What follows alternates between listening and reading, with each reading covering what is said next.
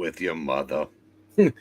What's going on, everybody? Merry Christmas. It's me. It's RDV here, and if you can't tell, I have a Santa hat on this time. So, but I have my name right there, so you can tell who I am.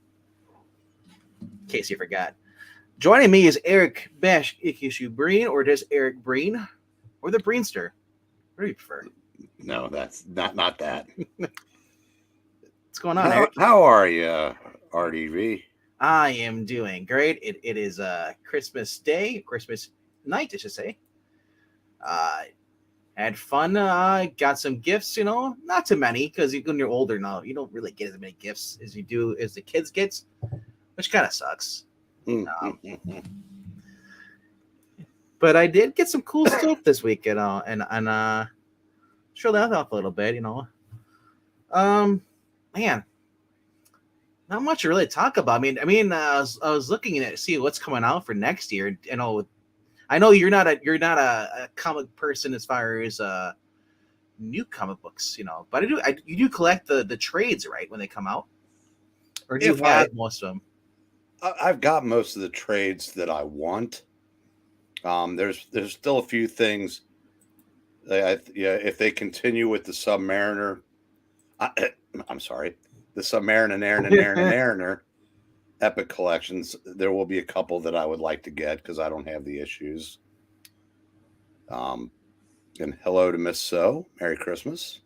Merry Christmas, Miss So. And the link's in the chat in case anybody wants to join us on microphone.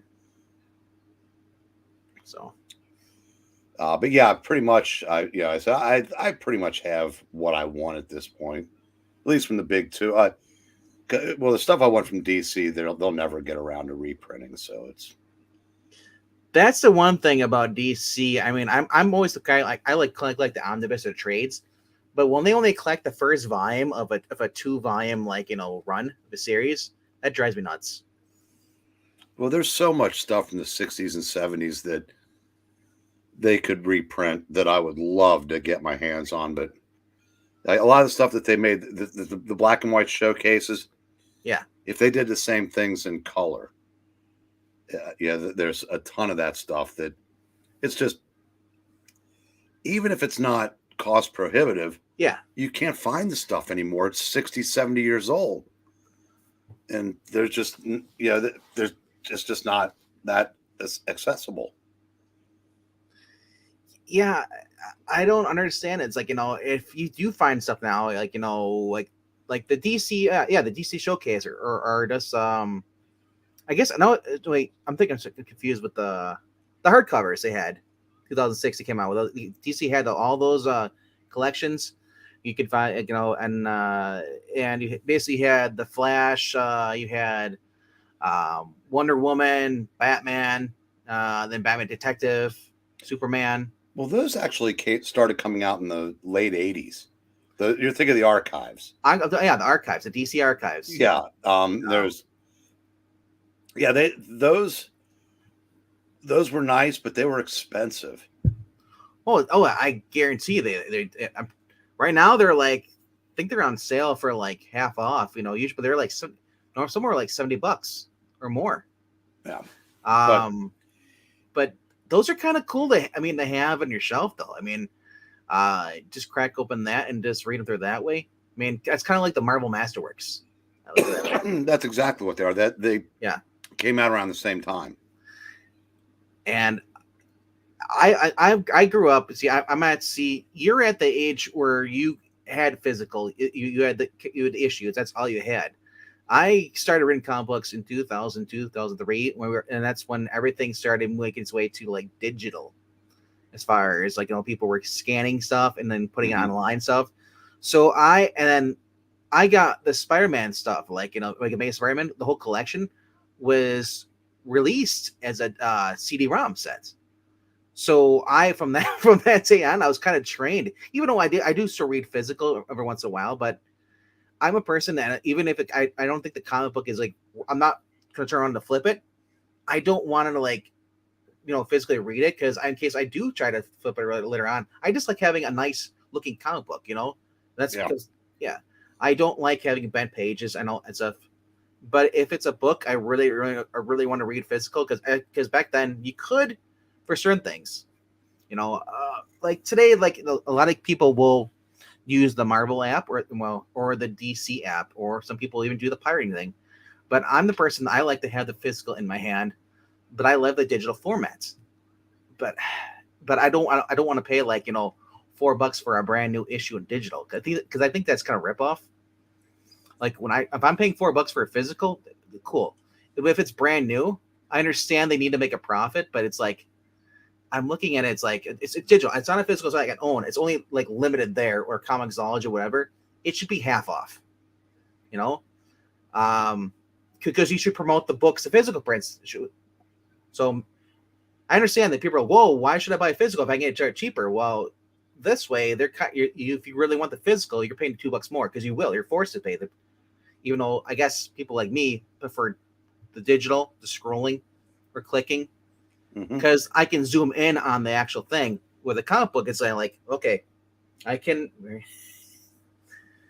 Because sometimes the font is like you'll get books where the font is just so messed up, where they should have chose that font, and they should have spending on the artwork.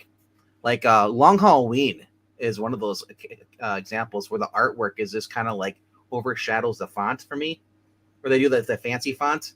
Yeah, I'm not into script, But anyway, though, but I said I don't want to turn this into a debate as far as whether you should read no, digital. I myself personally, if I had all the apps and blah blah blah and ways to do it, the new stuff I would probably prefer to consume it digitally because I've said this for a couple years now. New comics aren't meant to be collected. No, they're really not. I mean, the sets are usually aborted after a year or two. Or the series. I mean, the constant relaunches. It's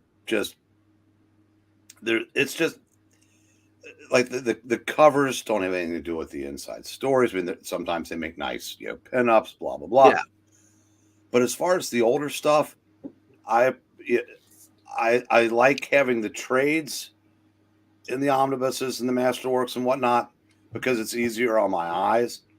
But as a collector, I love having the actual issues because there's nothing more fun than just going through a box of comics one by one and just looking at it. Said, oh, I remember where I was when I got this. I remember this story, and but I've always been as much of a collector as a reader. But I said the new stuff just doesn't really do anything for me as far as looking through a box of new comics does nothing for me. well, yeah, and I understand what you're saying. It's like even before we got into this whole literally, you can't deny there's an agenda what they're pushing stuff. Even before all that, back into the early 2000s, I was reading that first, going back and reading stuff from like 80s and the 70s and 60s. Those are the storytelling that went into that stuff is much more articulate, much more aimed towards collecting than it is the today's stuff. Like you said, because they keep wanting to reboot everything. It started with Civil War, I'd say. People love the events of Civil War. Way before I know. For me personally, though, because I was collecting Civil War, I noticed I was like, why is there like 200 like freaking floppy or ads on to like a 6-book thing? Now, I actually like that. I loved all the crossover books from that, but and I'm not even talking about the political aspects or the agenda, whatever in those.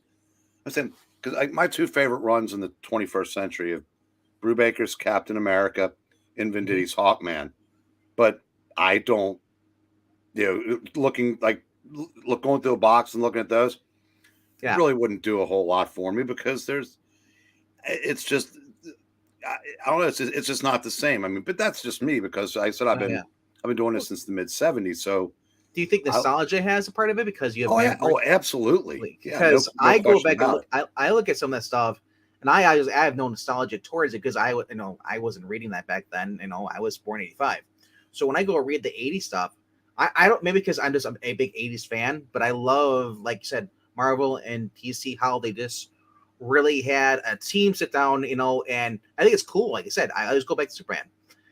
You had 3 titles, and they all connected.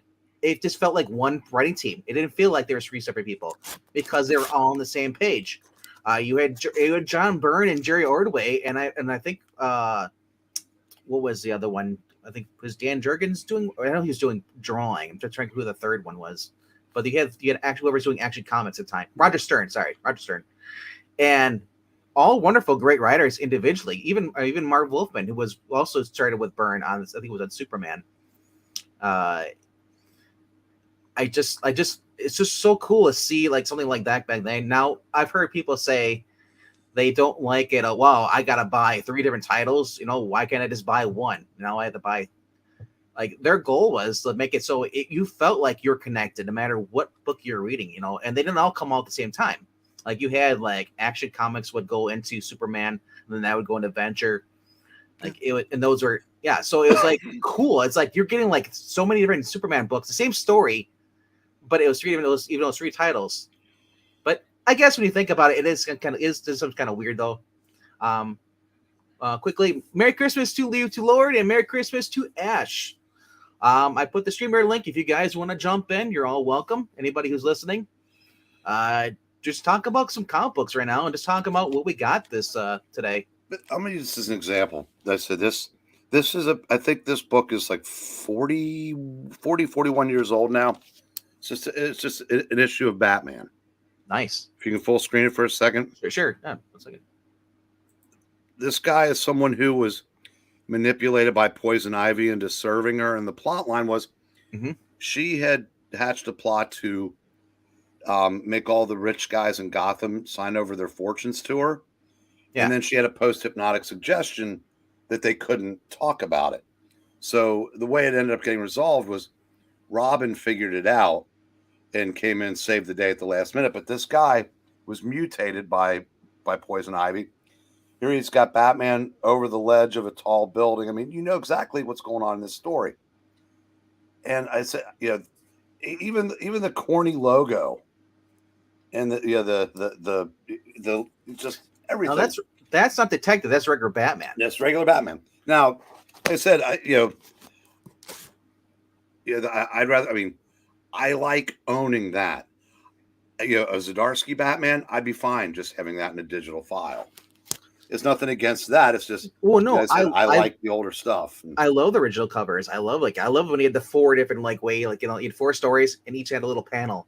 It was the older style format for whatever reason. I just like I said, it's just the guys were. I guess maybe they had more time to work on the covers, or they realized that the covers were what's selling the books. Well, remember too in those days, it had to stand out along 30 other books. I mean, and next to all the other magazines, and whether it was on a rack, a spinner rack, or the magazine stand, and and you only had a lot of times you only had like that much of the cover to see, so you had to.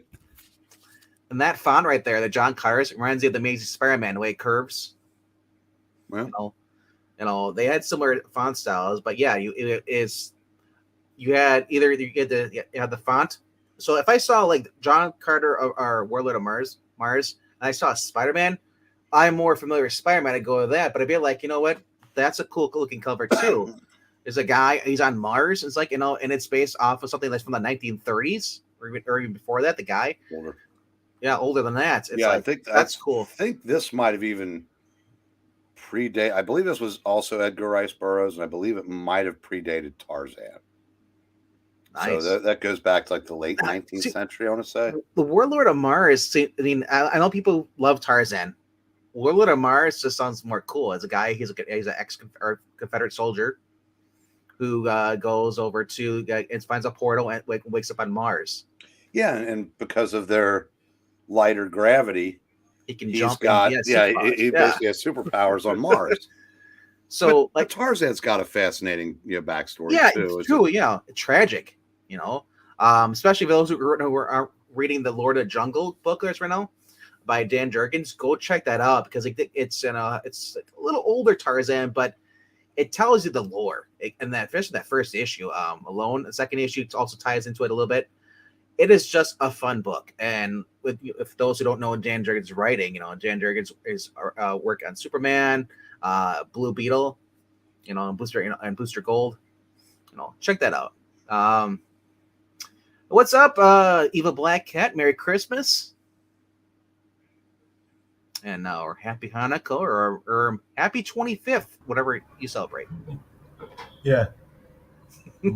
Modern feminist. Merry Christmas, people. I can't say the other word on the YouTube, so. Hello to Ash on Comics. That's Ash Vaughn Comics. I know he's German. I am half German. And what was the other one? Have Viking? I am Norwegian German. Ash says, congratulations on taking 18 minutes to open a package. I saw he dropped a video. I didn't get a chance to watch it. I was busy with family, but go check over by Ash on Comics for his comic book haul. It was actually Skip sent me a package. So it was just an unboxing and a thank you video to Skip. Yeah. And yeah, it was 18 minutes, but you're making a video. No one wants to tune in. 18 minutes admiring Skip's package. I don't know. Well, I'm trying to make give some satisfaction.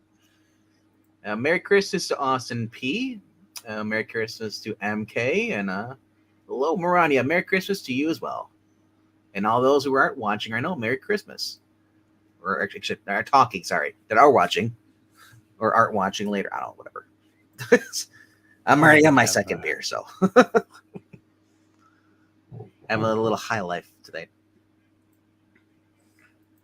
High life, huh? And it's free because I got it from my friend a while back. I just never accept. I don't drink. Still paid too much. I didn't pay anything for it. I know. Oh, I'll be paying when I stand up in his wedding. Yeah, I'll be paying for that. I'm drinking Fireball and Coke. Pinky extended? No. Disappointment. He lost his pinky. You don't extend your pinky with Fireball. Well, I don't know what kind of people do out in California. Well, and be careful. He might be a wizard. You only extend your pinky for like quality stuff. Fireball. Oh, so you're not. So it's not quality Fireball. It's just Fireball. You mean there's not? Now you got to help me out here, Ash. I remember I haven't been a drinker for 30 plus years. So there's no top shelf Fireball. I don't know. You're the one from Kentucky. Wait, Fireball, isn't that? You should send me some high class bourbon. Isn't Fireball by Southern? Isn't it Southern Comfort or something like that, or is it like a? I don't know who makes Fireball. Might be Jim Beam. I mean, your grandpa might be making it in the cellar for all I know. It probably is Jim Beam, I would guess. There's Jim Beam. There's Jack Daniel. There's a ton of ones for ones. But Jim Beam is Jim Beam's bourbon. Jack Daniel's is Tennessee whiskey. You don't drink Tennessee whiskey. I don't drink whiskey. I don't drink hard alcohol. That's the one thing Breen State is good at. That and college basketball. Well, horse races, betting, and drinking. Oh, yeah, I guess horse races. It's like, what about the chicken? You got three things you got over there, Breen. Yeah, the college basketball is overrated. Don't they have a famous chicken guy? Yeah, Kentucky Fried Chicken. Harlan Sanders. What was the other guy called Tarzan and Turok? I just remember that Tarzan movie from WB years ago. That some said it was racist. LOL, says MK. You know what else we're good at in Kentucky, Ash? What's that? Producing 50% good senators. Oh, I think they're going to say like marrying each other simultaneously, having the best Republican senator and the worst. You know no. You don't have to just specify party, because there is no difference between Mitch McConnell and a Democrat. That's true, but if I open it up to Democrats, I don't know if he's the worst. Yeah, he is. He's worse than any Democrat? Yes, because he pretends to not be. Democrats, say what you will, they will be very upfront with who they are and what they are. All right. After they're elected. A compelling argument. All right, and now the more you guys talk politics, the more I'm going to drink. No, we're just making fun of Mitch McConnell for a second because he's anyway. Yeah, I said if I talk about Mitch McConnell too much longer, I'll start drinking. So we'll change the subject. Anyways, this Fireball and Coke, I stumbled across. I don't even put very much in. I don't really drink it for the alcohol, but it makes it like a hot cinnamon Coke. Ooh, that would taste. If you could do that without the booze, I'm in. Yeah, that's why I'm drinking it. Like I know it does have the booze, but like I said, I only put like half a shot in. I don't put much. I just want the little bit of that cinnamon spice, and it's good. I don't know. It's like people who have like they put peppermint in their hot cocoa. Oh, that sounds good too. To each your own. That's all right. So, did anybody get any gifts today? Am I the only one?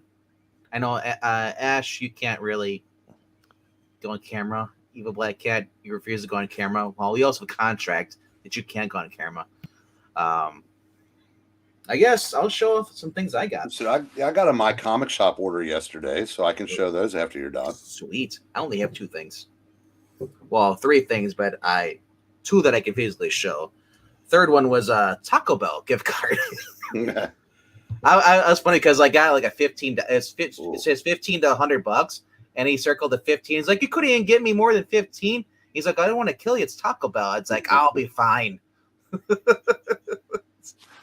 All right, so my stomach started hurting just hearing you describe that. Well, it depends what you get from Taco Bell. There's very select that I get there. I don't get everything. So this is a gift I got myself actually last week because I just wait a second. We need to know, what is it that RDV gets at Taco Bell? That grilled cheese burrito they ever know? The grilled steak cheese. All right. I just hold the Frito chips out, the volcano Frito chips, because they're kind of nasty. So now, they do have some stuff that's actually pretty good, but they pissed me off with their the thing on the drive-through menu. I tried to order in the drive-through and it said I need to use the app. So I said I'll never go there again, and I haven't. I've never. That must be something they're trying out in your state, because I've never had that issue where you have the app, you can't order it. Anyway, unless somebody's told you about it and you can only order that specific thing on the app. There are stuff like that for deals. I know, but it was on the drive. It was on the menu you can look at in the drive-through. Oh, it was whether they're stupid fry things. Really? So I order them and go, oh no, you have to. Oh, the nacho fries. Yeah. I like the nacho fries. And when they told me, I said, it's like, okay, if I need the app, why the hell is it on the menu? It just sounds like someone didn't want to make it for you, because they're just lazy. No, what they're probably trying to do is get people to download the app. Yeah, like I said, I've never had that issue before, so I mean, it just means that you have a backwards Taco Bell. Well, eventually, all these people are going to be replaced, and that's all you're going to do at these drive-throughs. Yeah. All you're going to be able to do is order through the app. So, the first thing. So anyway, what I got last myself. This is actually a little gift for myself because I needed this. So, is the Chuck Norris. Oh, what's this? 16-month Chuck Norris calendar. Yeah, 16-month Chuck Norris calendar. Yeah, you got a problem with Chuck Norris adding 4 months to the year? Take it up with Chuck. So it has the Chuck Norris like for every month. That's awesome. So Chuck Norris is so badass. 2023 is 16 months for him. Like the first one, there's Chucktober. So the first one says Chuck Norris. These are the facts too. There's like Chuck Norris can clap with one hand. The next one says Chuck Norris doesn't age. He levels up. When the boogeyman goes to sleep every night, he checks under his bed for Chuck Norris. This is so stupid. Chuck Norris told the Bermuda Triangle to get lost. I love Chuck Norris jokes. Aliens are real. They're just hiding from Chuck Norris. Chuckphobia is the rational fear of Chuck Norris. There is no chin behind Chuck Norris's beard. There's only wait a second. Hold on. You're telling me there's such a thing as an irrational fear of Chuck Norris? Yeah, right. So I think any fear of Chuck Norris is very rational. So it says behind his beard is not a chin there. It's just another fist to hit you, basically. Chuck Norris doesn't read books. He stares them down and he gets the information he wants. What was another one? Chuck Norris is the only person who can punch a cyclops between the eyes. Chuck Norris can cook minute rice in 30 seconds. Oh, jeez. You could cut through a hot knife with butter. Santa gives Chuck Norris the naughty list, so you better be good. Yeah. Or the other one is this: Chuck Norris has never had a surprise party. Nobody surprises Chuck Norris. Nice. like I said, that's awesome. It is pretty cool. Right. So that was one cool thing I got for myself. The other thing I kind of already showed the people who are in our little Twitter group, but was this. I got this for you. Now, this is something that came out in 2008. I've never seen this before. Apparently, Green has one of these. And it just has everything in there. You see, it comes with it. These original stuff that came inserts came with the comic books. You know, like there's the Wonder Woman patch. There is the original Batman mask that came in a comic book back in the 30s and in the 40s. It's just here. It's one of those things. That came out in 2008. Yeah. Mm-hmm. Oh, nice. So there's no future state ruining it. No. Not yet. This is past state.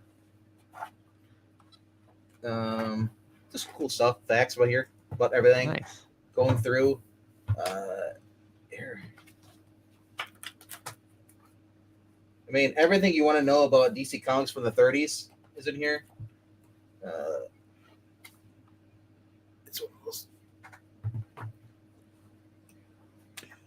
Yeah, so I was telling Venk there's also a Marvel vault and a Spider-Man vault. Wow. He's got to get the Spider-Man vault. I know. If I wasn't so lazy, I'd go up and get it, but I'm lazy. You know, and then there's the whole war. Talk about they're going to the war comic books. They even look at this. This is cool. This is you get wearable mask if you want to. And then it has the original decoder thing, secret decoder thing for the JSA, Justice Society of America, Junior Justice Society of America. Somebody wrote their name on it. This is pre-owned. So I don't know.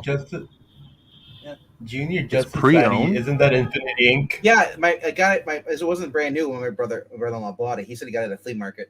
Oh. Yeah. Are you sure that wasn't already on there when the book was published? I don't know. Because it could be that what they made the replica out of might have been signed. It said, I don't know. It says Billy Kelly is the member's name. He's from Beaverton High. Is this Andrews or something? I don't know. Because since this came out in 2008, no kids were doing that anymore. I'll bet you that it was either filled out by them or the thing they used to do it. Boy Commandos. Like it's just so cool because I love Golden Age DC comic books.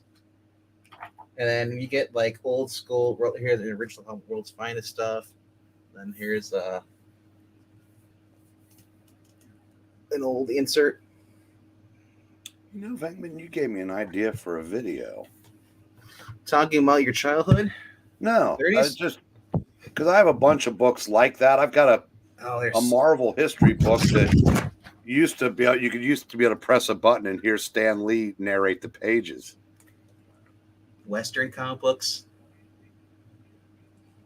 All the way through. I'm not sure what year this goes up to, but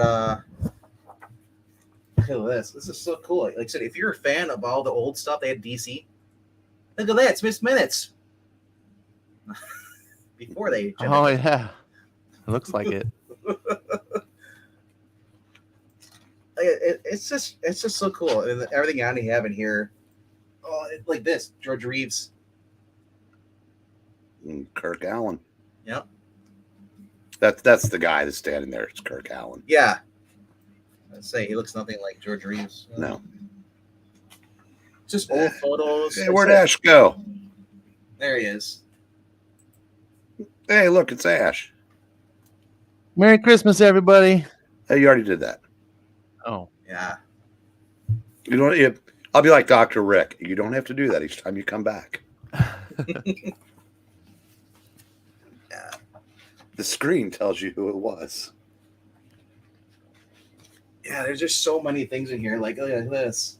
Gangbuster stuff I've never even heard of before. I've got an issue of I don't know if I've got any gangbusters anymore, but I do have a I think when I won something on Night Tiger's channel, I think it was a Mr. District Attorney that he sent me. I don't know if this comes out or not, but some of these look like you can just take them right out. Although I'm afraid to take them out. They might be actually the real things. Pages from books. But it has the House of Mystery, and then it has like insert for Superman book. Yeah, it looks like it's done like an old photo album. Yeah. Where it's got like the little sticky plastic cover thing you just peel it off and you can access the... Yep, because here's the other side of that. Yeah, that's really cool. I was telling my brother-in-law, I was like, it smells like a flea market, but it's, you know what though, it adds nostalgia to it. So does it smell like popcorn and disappointment?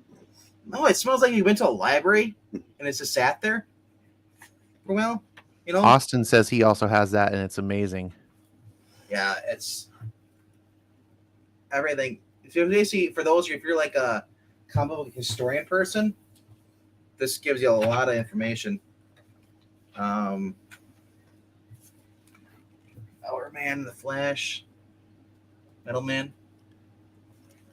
So, like I said, like this is something like could just be fun to go over, but I don't know everybody who has one of these.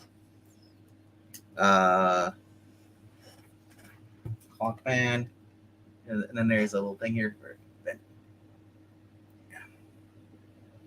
This is a lot of fun.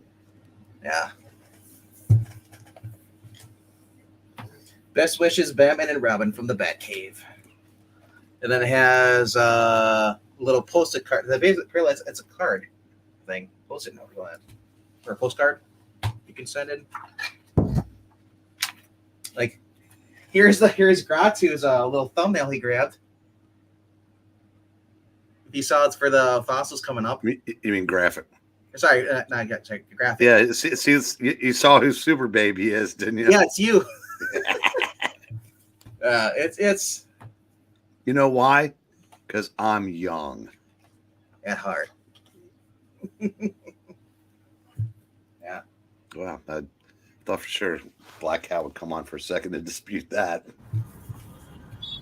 Compared to some rock formations, maybe. I'll take it. And then we get into like what Eric likes right here. Actually, you know, that's Aaron, one of Aaron's favorite titles in your right hand. That's I sent him the 2 issues of that last year. It's a heavy book though. that's a one thing going through this. But now this is a book I almost bought at my comic book store. The Dobie Gillis stuff. I just love that show. Oh, I've never owned an issue of that. And then Bob Oxker did a lot of the art on that. And Yep. you know, very young Warren Beatty was a recurring character on Dobie Gillis. Yep. I don't even think I've heard of Dobie Gillis much. I've seen it. Dwayne Hickman was the star. He just died a couple months ago, but his sidekick was played by Bob Denver, who went on to be Gilligan. Okay. And he was like Maynard T. Krebs, and he was Bob Denver's character was allergic to work. Every time the word was said, he'd go, work. I can see if I get this out. Swing with Scooters. I used to have. You can make fun of this. I used to have a complete set of Swing with Scooter. So somebody sketched this. It's supposed to be an issue of Hawkman. That's Joe Kubert. Yeah. Okay, it does it. Okay, so when you take it out, the next page, that it shows you who did it. Joe Kubert in Brave and the Bold number 43, September 1962. Yeah, we did a retrospective of the first Hawkman, Brave and the Bold, which I think was like about 10 issues before that. And it was surprisingly not a bad book.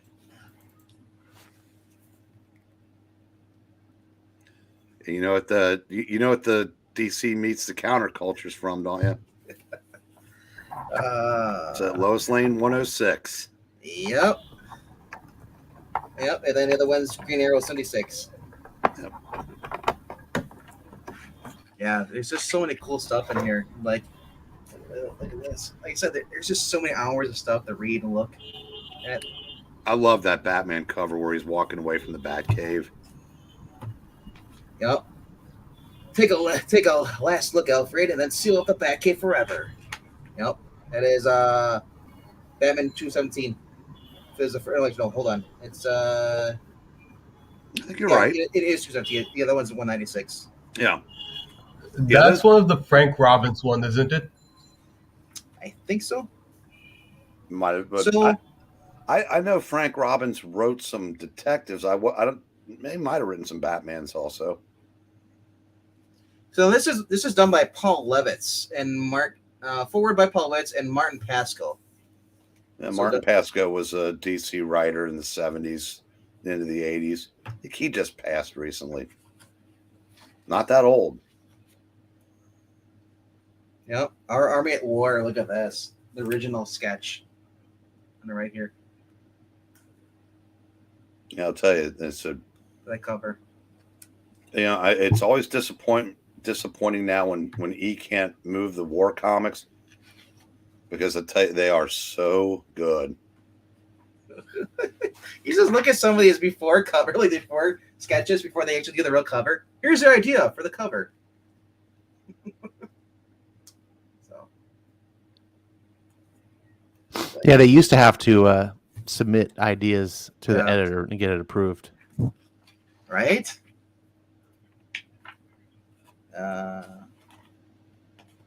Joe Orlando sketched this little thing of Carmen Infantino in that little thing, upper left corner. Nice. Yeah. Man, there's just so much in this. And then going through, and then here we go.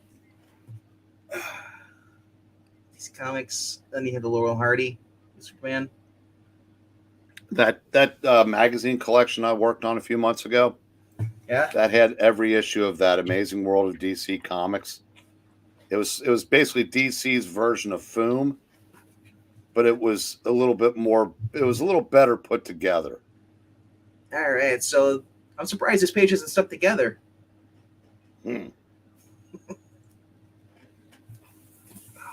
Jesus.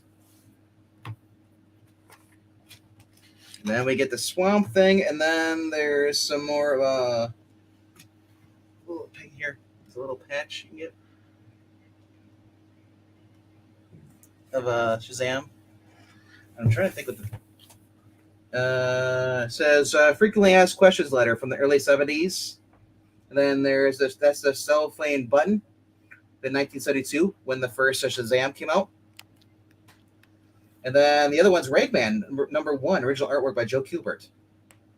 So on the little thing pamphlets. So they do pop out, but behind them, it shows you on the next page what they are. So you know, so you know exactly what they are. Like that's cool too, because that helps me for someone I've never don't know that much about it. Yep, and then we go into the promotional era of the DC Comics when they start getting into the movies. So, yeah, like this is the coolest thing I've ever seen. I looked it up online. It's like $25 right now. I'm thinking like when this first came out, it had to have been at least about 100 something. It should be on the back, the back cover.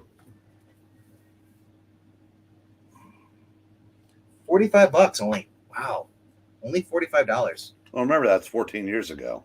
Yeah. Yeah, by Biden inflation, that thing would be like 150. Well, I just thought it would have been like, for how much stuff is in here, the cost of stuff. I think it would have been more than that. But so here's some more stuff for those who have Superman versus Muhammad Ali. And there's, Yeah, I mean this book came out before the first Avatar. Vank, you know the story behind the cover of Superman Muhammad Ali, right? They wanted to put down Muhammad Ali. No. The crowd shots, the faces in the crowd. Neil Adams, he drew all of them, and then a handful of people balked. One of them, John Wayne, really, who I don't think lived to see it come out. But there were a handful of other people of various stripes that that didn't sign off on being used on the cover. So this is something kind of cool. When DC Comics moved their headquarters, they put out a poster for people, let them know that they were moving. Folds open, and it says, so it has like this,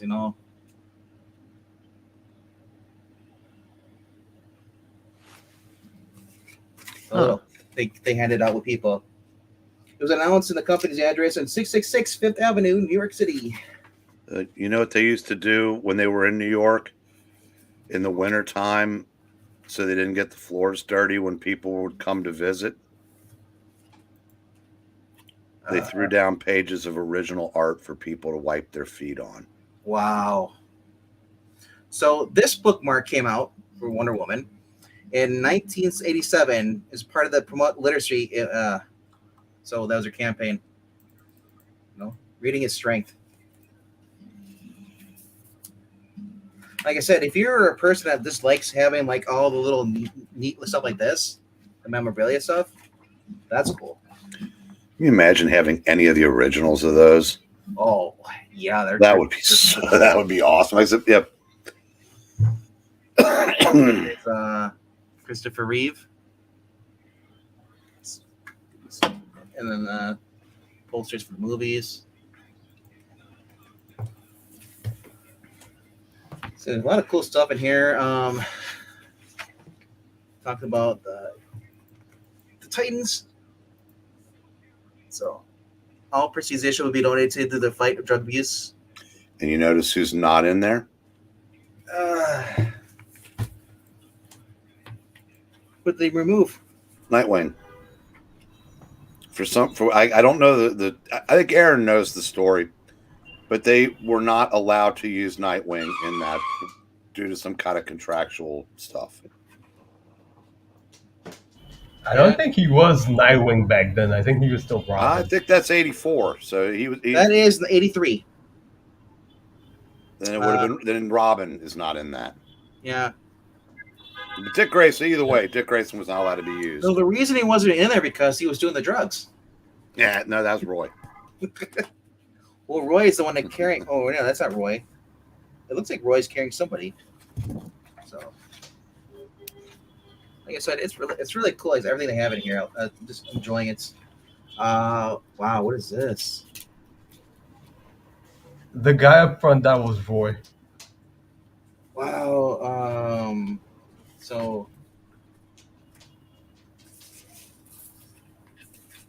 So these are little names in here they had because this was coming up for like DC's Crisis items, 1984, 1985. Storyline is a huge event. The stuff says among the stacks of memos and letters from DC writers and editors were these notes requests a biggie to kill Supergirl, a list of Crisis characters and dimensions. So that's really cool stuff.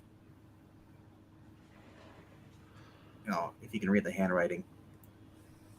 And then, yeah.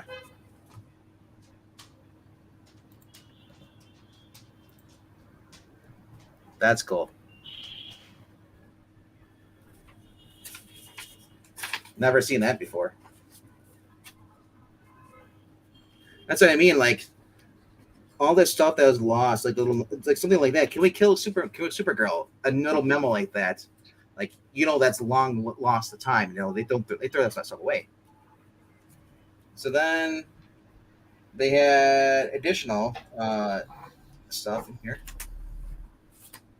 Here's to all letters from Landmark Bob, talking about just stuff they had to do for the multiverse.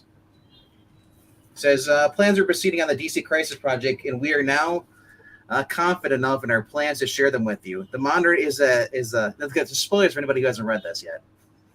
It's a catalyst for the Maxi series, as we are told you long ago. However, we have made him a more important figure than originally planned, so his appearance in all our titles are deceiving.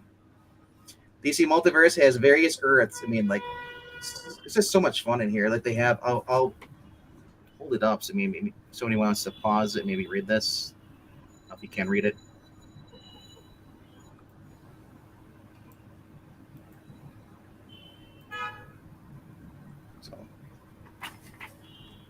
way back. So they have that, and then another memo in there too, and then looks like somebody wrote on it too.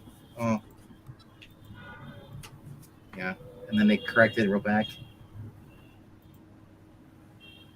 Like I said, there's so much stuff in here too. Like I said, if you're a history buff, yeah, that's cool. Oh, what is this? Is this a poster?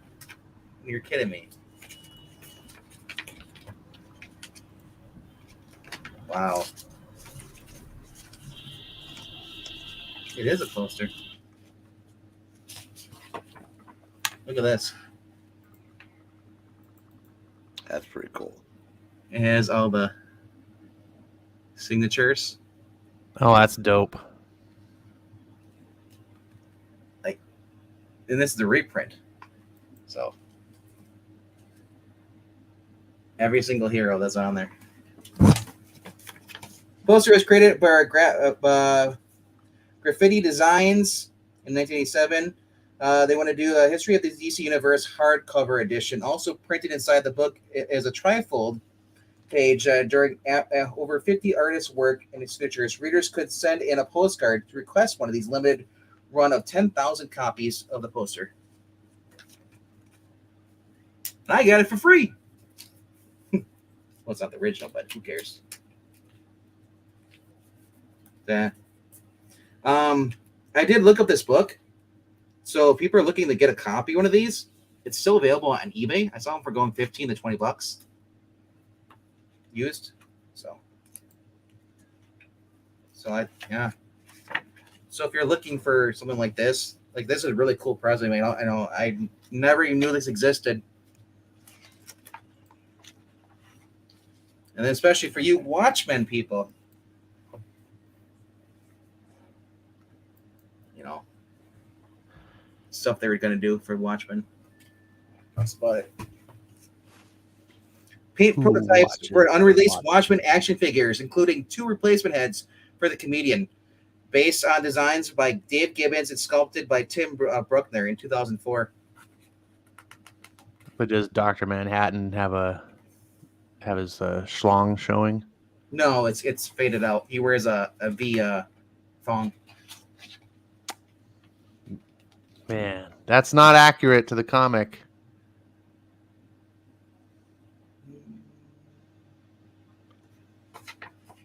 Yep. And then we get to chapter 12. Unlike in California, we don't give out children's toys with men's schlongs showing. Right?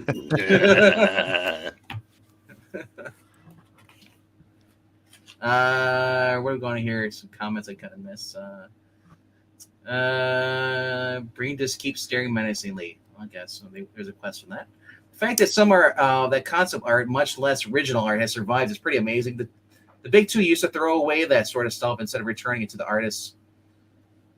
Why not just get carpets? Don't know. What that was in response. Okay. Here, wipe your feet on this original Jack Kirby Fourth World art. Hey, look, it's Desire from concept art. John J. Muth's full painting of a trading card featuring Desire from Sandman series 1984.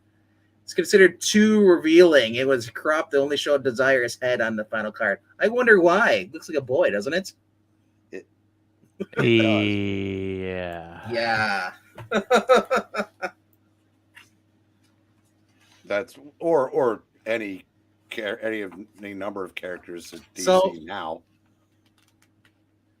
All right, here's some more stuff about Mark. It looks like it has to be Paul Levitz and Jeanette Kahn convene in their 25th office in the 13th square. All right, so yeah, there's that. So, and then some more stuff here. The Hulk, or not the Hulk. Who's it supposed to be? Doomsday? Yeah, it's Doomsday. And then we get the Merry Christmas stuff in Spanish. And then some cool Wonder Woman 63 from June 1992. Original cover and pencils inked by Brian Bolin. So I get a cover, pencil version of the cover from Brian Bolin. And then here's the ink version. So, and it has like, That's cool.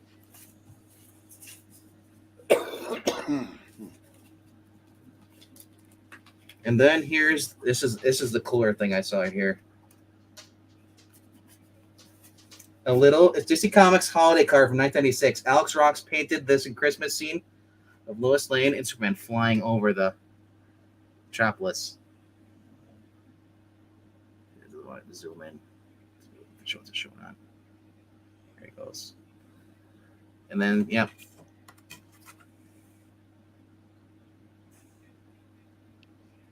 That's cool. It doesn't say Merry Christmas, but still, the fact they even had an insert like that. And then, yeah, some more stuff. And then wow, what is this? So that was remember that comic book cover I had of the bottom right here? It's the bottom right one. Another really is going to zoom in, but that is the Wonder Woman cover from that I picked up recently because I thought the cover. So basically, that was 2006. So they're using reprint covers for variants. Zach was telling me about that for the Supergirl one, where Supergirl and Batgirl are holding up Lex Luthor and Joker as exchange gifts. So DC is reprinting older covers.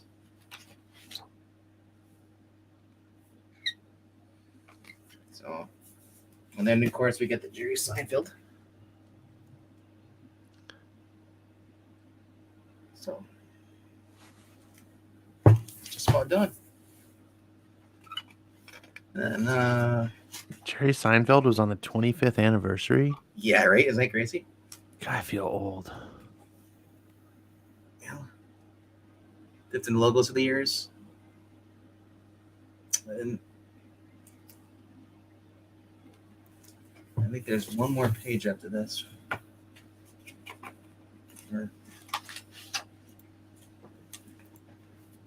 here. Look how cool it is.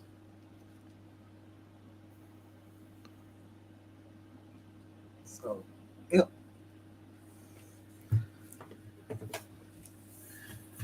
Yeah, so I mean that's really cool. That's probably the best gift I've ever received from anybody. Really, not to slight anybody, but pretty thick book. So, yeah, so that's what I got this year.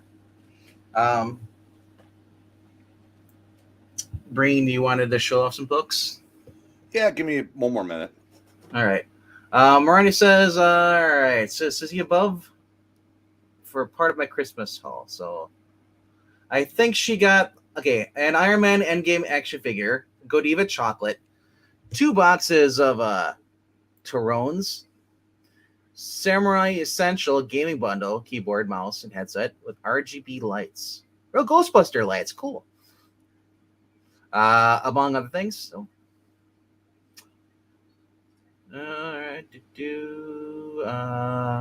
All right. And Austin P showed his haul in the Discord. So, alrighty. So, Ash, you get anything this winter or this Christmas? Getting what? Anything cool from your roommate or anything from your relatives? No, I don't really get much. I got a really cool. So my buddy took his kids to Disneyland for part of their presents. And he picked up a shirt for me. And it's a Marvel shirt. And it's a cool like t-shirt. Like it's got like an interesting graphic design. It's like a gray shirt and it has the Marvel logo, like the big red block with the white Marvel caps inside. But it's like a patch, but Okay. it drapes over the left shoulder, like horizontally. No, vertically. So imagine the Marvel logo like twisted, so like sideways, up and down, and it's like almost like a shoulder patch, but it's like on a shirt, and it's Okay. like a really really thick, like it's a really high quality shirt, which I imagine You're gonna you sweat to probably death pay then. a pretty penny buying it, Disneyland or whatever. But I prefer you guys the thinner shirts, right? Because it gets so warm over there. normally I do prefer like the thinner shirts, but it's nice to know like I mean, it's not like just they didn't just print something on a Hanes t-shirt, which is like most stuff. Like this is a very I high mean, like the quality. Walmart T-shirts where it's like you can see right The through it. Yeah, the It's like, Walmart is t-shirt. this a slice of bread? Look right through it. Okay, So anyways, so I was like, man, I'm not like I am a Marvel fan, although these days, but it's a cool shirt, so I'm looking forward. I don't really have like fan gear stuff, so that was pretty cool. And then I got that package from Skip, which I unboxed on the air. So if anyone's curious, Skip sent me some cool comics. So that was pretty cool. so since it's a high quality T-shirt, do you wear that with your pinky extended? I haven't worn it yet. His pinky is permanently extended. He can't bend it back anymore. And they get No, stuck like this the whole time. I saw this video today. Ash's like a hand model now. Oh my goodness! Wait, is his hand in a jar? Like David Coveney? Well, not all of us can be as pretty as you, Breen.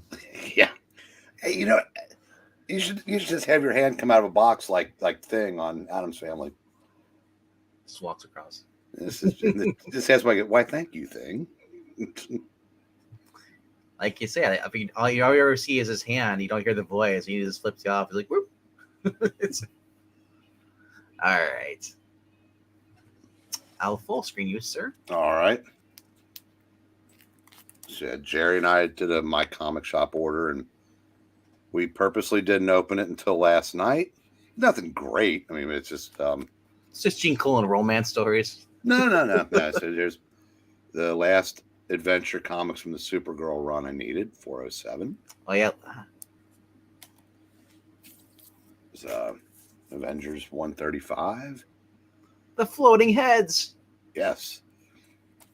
Yeah, see, Zach, if you're watching this later, these are floating heads, not in the caption box. Yeah, that's not. Um, Eric isn't wearing his Marvel Christmas sweater. It's not that cold down there. He's got a light sweater on. Rania, I wore it Wednesday night. Yeah. I wore it on the fossils. And if you watch this week's fossils, a lot of this is going to look familiar. Batman, Swamp Thing, Brave and the Bold. Flash 234. I've seen that before. I think a couple times now on the auction. Which is, for those who are wondering, the auction is tomorrow night on I Love Comics. He's doing a Monday night auction. He said It is. He is. Yeah. So don't worry, Marty. If you can't show up, I'll be there to do some stuff. Here's Marvel 2-in-1 number 7. Nice. Here's Curie. a headband Supergirl. Which I wish it would have stayed. I love the 80s headband. It always reminds me of Total Recall with Sharon Stone. Superman 235. Wow. It's during the Denny O'Neil run with the Sand Superman. There's going to be a few of these showing up. Thunder Agents number 3. With the Spectre behind them. It's No Man. This is a Tower comic series in the 60s. Here's number 7. And Make those cars nice and square. this is the one I know Ash has been waiting for. Tippy Teen, number 24. Don't blame me, Tommy. You know how Black picks up everything. Tippy teen. It's no space lady, but there should be a crossover. yes. Now you're talking. Well, why didn't Debbie have a crossover with Archie? Which like date with Debbie? Yeah, David, the redhead. It looked like a female Archie. Yeah, probably because couldn't work it out. Speaking of, Nice. and here's another one. The one thing that I ordered that they didn't ship was an issue of Archie. So I ordered 3 and got 2. I was gonna say every issue Archie just have Jughead eating a burger. Here's Thunder Agents number 9. He's got 4 arms and a receding hairline. Here's number 10. Thunder Agents. What comic is it? It's this was Tower. Originally Tower Comics. They had that's where Wally Wood left after Stan pissed. He helped form Tower Comics after Stan pissed him off and he left Marvel. So this is 70s? No, this is mid 60s. Mid 60s, okay. Yeah. Here's number 16. And now I have the complete series. Nice.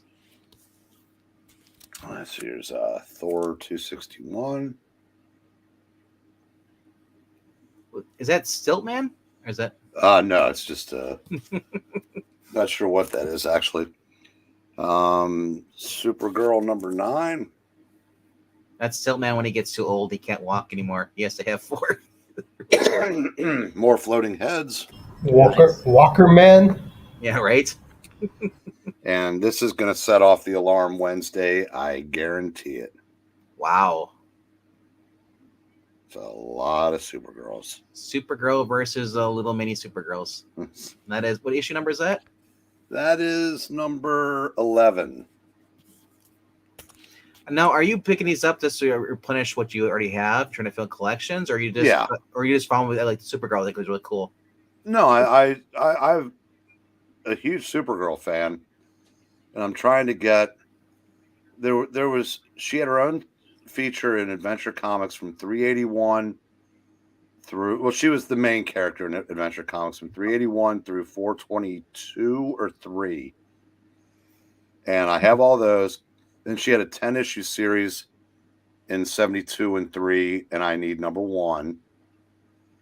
Then she well, I'll get to that in a second. Here's Flash 249. So how do you organize that? First, do you just have one section that says Supergirl, or do you put the Adventure Comics with Adventure? No, it was one of the Adventure Comics except for right there.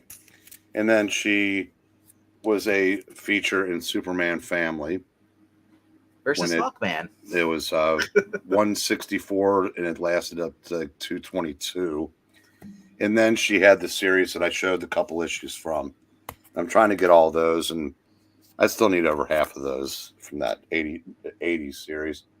So Justice League 142. I love those floating circles.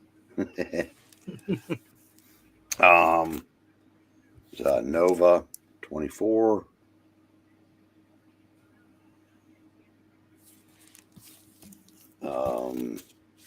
Number 19. Richard Rider, not Sam, whatever the goofy kid is now.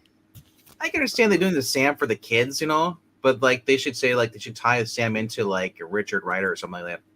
Here's Supergirl number 10. Because Sam got his helmet from his dad died or something, and then he used the helmet. I don't know. They could keep retconning, but I mean, if you want to have, it's like I look at the Nova Corps. They're like the Green Lantern Corps. Like you got, sorry, Nova Corps. They should be able to have more than one. Now, this something I found last week, and this one's probably going to hurt Vankman a little bit. Oof. It won't hurt me until you send it. Then it'll definitely hurt me more. What volume is that? Number 1. Wow. We went to half price books to get number 2 or five. All right. How much is it? 25? Yeah, $50 at my shop. Oh, that is. Oh, okay. It's how much? That says well, my shop is $50, but that says $25 yeah. there. There's number 4. Wow. Look at this trollop. Right? When they actually used to draw her like a woman. Number 3. Now when you see her drawn now, she's gotta be pregnant and naked flying.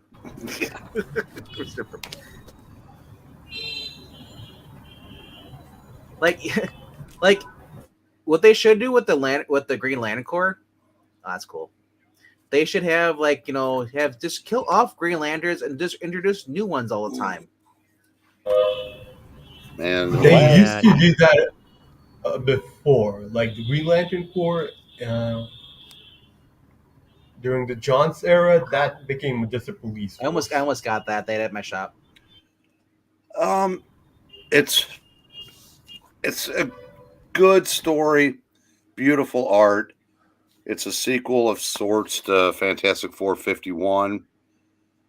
The model for Reed Richards is the actor Gary Conway from Time Tunnel. Okay. I knew him from Burke's Law. Hey, Burke's Law. Never heard that well. But yeah, so that's I say that's the first worth a damn thing I found at half price books in probably 2 years. Zach and I were going over. I was Thursday night. We were going over. Thursday night or it might have been Wednesday night. We were going over the books that are coming out as far as in stock trades, and they have a lot of PS art books coming out within the next 2 weeks. Yeah, so well, I figure they've got to start off new somewhere, and inevitably end up in remainder. Yeah, in stock trades has them really, really cheap. So versus going out and trying to buy them through your retailer shop, that you can get them cheaper in stock trades. Because I don't know what their deal is, but they must buy so much bulk that they're able to sell it for cheaper price. What were they selling them for on in stock trades? I'd have to look it up. But in stock trades is typically 40% off. Yeah, right now their deal right now everything's pretty much 40% off. Because even that is good. That would put them at about $30. And if you order $50 or more, it's free shipping. And after getting them for $12, $13, yeah, 30 is going to seem like a lot. EC Archives, they have one of those coming up. It's Weird Fantasy Trade, volume number 1. That is, I think that's going to be that's on a hardcover. This is a regular trade. Yeah, well, Dark Horse, I think it's Dark Horse is republishing them in paperback. Yep. Cover, I guess. Better. Yeah, Bill Gaines and Harvey Kurtzman. Yep. Yeah. Kurtzman. All right. Introducing the trend in magazines, fantastic super stories we dare you to read. And this issue, incredible events leading up to the cosmic ray bomb explosion. Forward by Walt Simonson. Yeah, because they sell in comic shops for $20. That's a great deal, actually. Yeah, they're not. Yeah, they don't. For the PSR books, they don't really give the prices for coming soon. But usually, when they show up that week, if you see them, they'll come up. And do you have that pulled up? Like, what is coming up? What's coming out now or soon? Well, I can share my screen. That would be lovely. Hate to take away from Ash's video game, but why would we want to do that? That just sounds horrible. All right. Well, take away, gentlemen. Take away. I always take and never give. I'm just giving the people an option to look at something else besides Eric Breen's beautiful mug. Well, you had it on while he was trying to show the books. That's why I full screened him. Oh yeah, full screen. Wait, I'm not trying to. Well, Ash, you notice I block my face when I show the books. There's a reason for that. It's in his contract. To keep all the girls from squealing. Yeah. You can't show his face and the book at the same time. It just it devalues the chat. book. No one can hear the Beatles had a similar problem. All right, so let me go back to the first page. But Ash, I couldn't elicit squeals if I stepped on a pig. you stepping on a live pig or a dead pig? All right, so we got Brian Bullen, a poster for DC Comics that's coming out on the 27th this week. Archie's Lab Comics is coming out. So these are coming out this week, the 28th. So, Fight Comics featuring Senorita Rio. That's a hardcover. And there's even a slipcover too, edition. Well, I seen Adventures into the Unknown on that top row. That's what you sent me a couple volumes of. Yeah. You know, what's next to which is that? What volume is that? This is volume 20. So this has such talented legends as Ogden Whitney. Ogden Whitney. Yeah, Harry Lazarus and the great Kurt Schaffenberger. Yep. So what issues does that cover? 114 and 118 of Adventures into the Unknown. And now, I mean, I actually have a bunch of those issues, but they're up to number 20. The highest number I've seen so far, I think you sent me 11 and 12. Yep. So here's the collection they have right now for PS Art Book trades currently. The different volumes. They have 3, 4, 5, 6, 7, 9, still 10. And they're like so basically normally these prices books, I don't know what they are normal, but they're on the $35. They're usually 50. So I mean, they're if I had money, I'd be all over all these because they're just, I mean, they're wonderful. But I said I've got to wait for them to come down to half price books price because it's one of the books they go way lower than half price, obviously. Mm-hmm. Yeah. Black Cat Mystery, Harvey Horrors. $15 for this. Originally was $50, $47.89. Wow. Yep. Here's the Witch's Tale. Remember I got you that one? Yeah. That is $35 right now. This is volume 2. And this is a hardcover. So, yeah, I don't know. There's something about getting a hardcover versus getting a trade. I just like the feeling of a hardcover. I feel like it's more secure versus the trade is this. I don't know. It's a preference. So, what are those things on the bottom row that you can just see like the faces? Yeah, this is Harvey Horror's Tomb of Terror slipcase edition. Oh wow! Harvey Horror's Witches, Tales of, and slipcase edition. There's basically volume 3 and volume 4.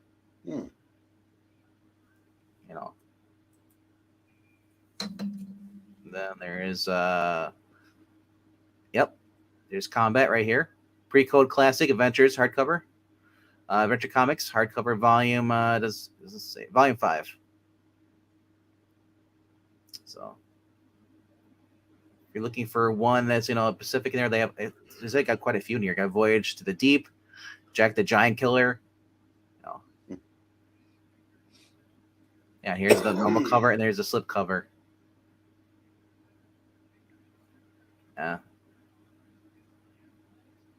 Beware Classics, yeah. Yep. Volume 2 and volume 1. Like I said, there's a lot of cool stuff on here, and this is only one section of everything they have. Yeah, those Eries look cool. All of them. It's a Crime right here, the Pre-Code Classics Crime with Norm Saunders. Yeah, I think the one that you got the cursor on now. Yeah. You might have sent me that. Yeah, that's the one you sent me. Yep. Starring Dr. Tom Rogers.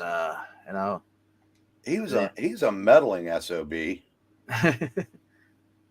Yep. Prison Psychiatrist features scribblers and sketches of higher caliber than the double holster of a 32 Saturday Night Specials.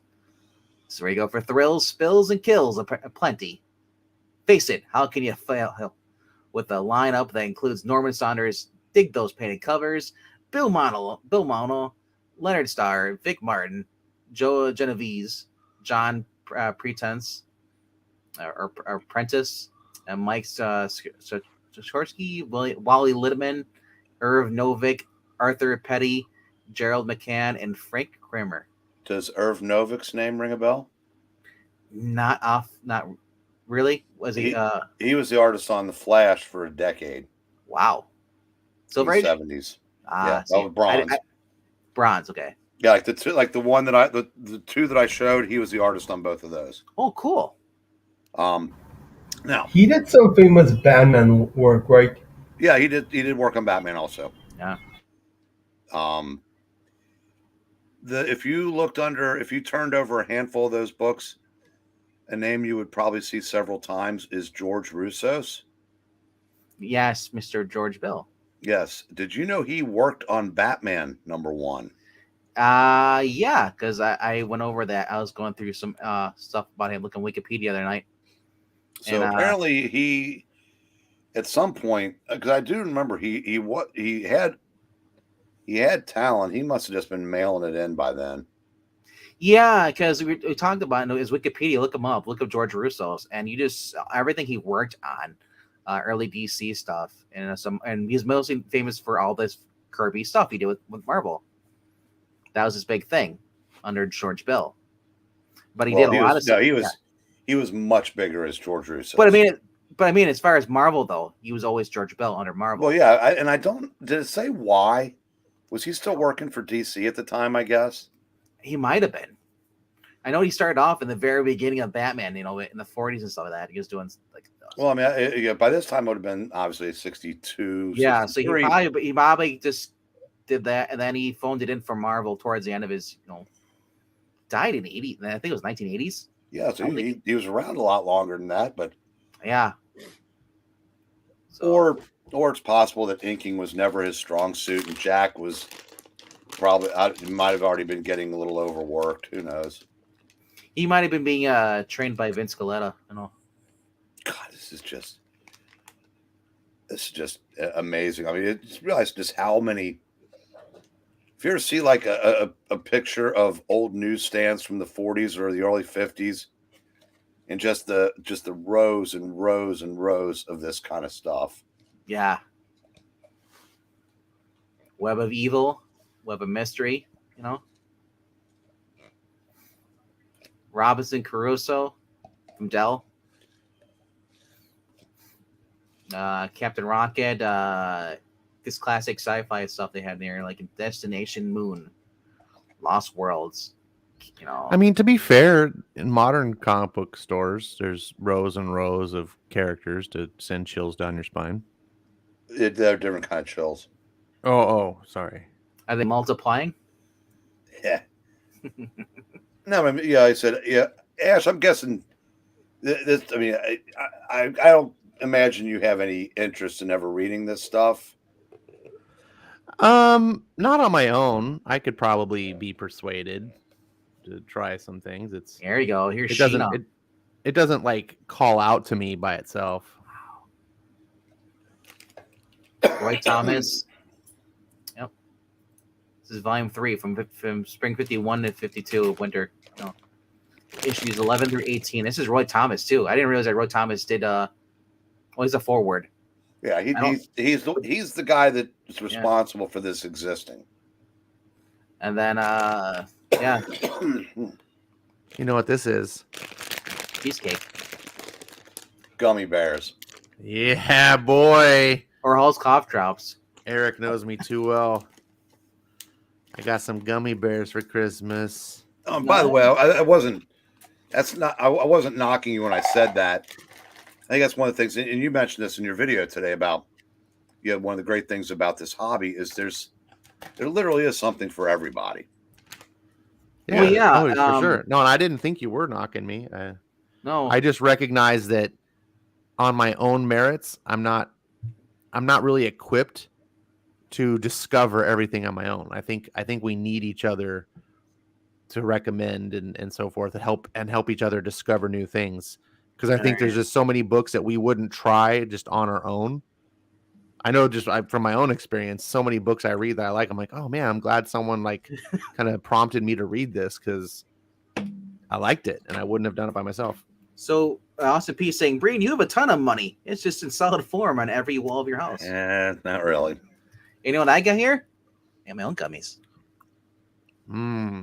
These are the Lifesavers. Gummy Bros. Orange. Gummy Lifesavers are good. Dude. So. I like the Gummy Lifesavers. Unusual Tales. Like, there's a lot of stuff I've never even heard of. Maybe because you don't see it anywhere. If you do see the, like, you know, it's just really so beat up the point where it's just ready to fall apart. Ghostly Tales from Charlton. Yeah, Out of This World. There's so much cool stuff. Space War. There's an old Charlton title. Strange Mysteries. Yeah. I said there's a lot of cool stuff coming out. And then this website, you can go by publishers, you know, if you want to go through manga, Fantagraphics, Dark Horse, Image, DC, Marvel, Boom Studios. So I wonder what's coming out for DC, or what's they actually have for DC. It's like, yeah, this is all DC currently what they have right now. Yeah, it just looks like such a letdown. Oh, you got Absolute Infinite Crisis, Jeff Johns. Some Preacher here, Absolute Kingdom Coming edition, $60. Was it original $100?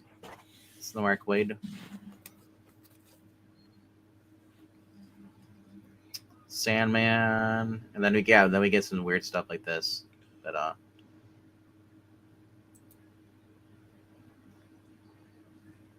haven't bought anything off of here, but I've been looking slowly and surely, just looking at stuff. I was just like, some cool stuff I'd probably buy. Here's Amazing World of Superman, which I've actually seen at my store. It's the tablets. I've got that. $12. I mean, the original one, whenever that was, like late 70s. Yeah, so this is like $12 here. You know, at my store, it's probably $25 because is it like the Prestige or Treasure Edition size? Yeah, it says the original. It was Treasure Edition size. Yeah, it's the reprinting of the original Man of Steel. It's back in new hardcover edition. Also includes the story of Lex Luthor's Sinister visits the theme park called Superman at Land. Boy stories plus features a map of Krypton. How to draw a Superman family portrait, and it also includes a giant map. Well, why is it reprint? Wow, somebody needs an editor because a lot of stuff is repeating. Action Comics 210, Superman 170, and Superman Annual 6. Somebody just pop in. Hey, it's our boy Angleton. It's beginning to look a lot like Christmas is over. How you doing? Doing good. Just looking at over. Some of the We've stuff. got 12 days. Oh, that's right. That's right. If we go pure musical and European, yeah, we got 12 days left, don't we? I'm just going over on In Stock Trades. It's really cool stuff the site to use if you're looking for cheaper stuff. Mm-hmm. Like that. I just showed the Amazing World of Superman tabloid. That book is like, reprint everything from 1973. And this is called Overstock.com? InStockTrades.com. InStockTrades.com. Yep. Okay, cool. I'm just going by what everything they have for DC right now. We're looking at some of the PS Art books. They have all the old school stuff. Oh, okay, cool. That's when I was paying attention.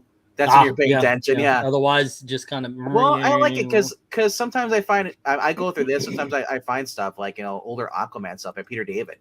Oh, nice. And they're trade paperbacks from the David days. Yeah. Cool. Aquaman. Yeah, here's Death of a Prince Deluxe edition hardcover. Oh wow! I was just looking at that on Amazon. and it's only 23 here. Yeah, Wow. that's from the original series. I think with Steve Skeets and Jim Aparo. Yep. Yeah, I have those. There were back-to-back hardcovers that DC published. So each one had 8 issues. So they have older stuff on here, not just the new stuff. Oh yeah, I just. So it's kind of cool. There's a lot of cool stuff in this. It's just that when you're showing the pre-code and post-code. But yeah. Original stuff in the 50s. Aquaman: The Search for Mira. That is only $20 here. Holy crap! Yeah, I know. 42% off. That's what I'm like. What I'm not interested in is Aquaman, the becoming crap. But yeah, that's actually kind of cool that you could get the older stuff here. So if you're looking for trades, I'm not sure how much these are compared to Ollie's. Ollie's might get a better deal. Well, with Ollie's, it's do they have it or do they not have it? So that's that too. So hello to Austin P and the Lord. The Lord is here, ladies and gentlemen. Yeah, he's always watching. Apparently, yeah. I thought it was Santa Claus at first, but then it's just the Lord. I pray on Christmas. So, oh man. So my wife got, Gail, gave me a $50 gift card to Amazon and hot sauce. Those are my 2 Christmas presents. But I've been wondering what to get. My daughter is going to get me the Savage She-Hulk Omnibus. That is awesome. But yeah, so I've been looking. I told her, hey, get me something so I can take an item off my Amazon cart because it's like 1,000 things. Here you go. Here's Batman 66 trades.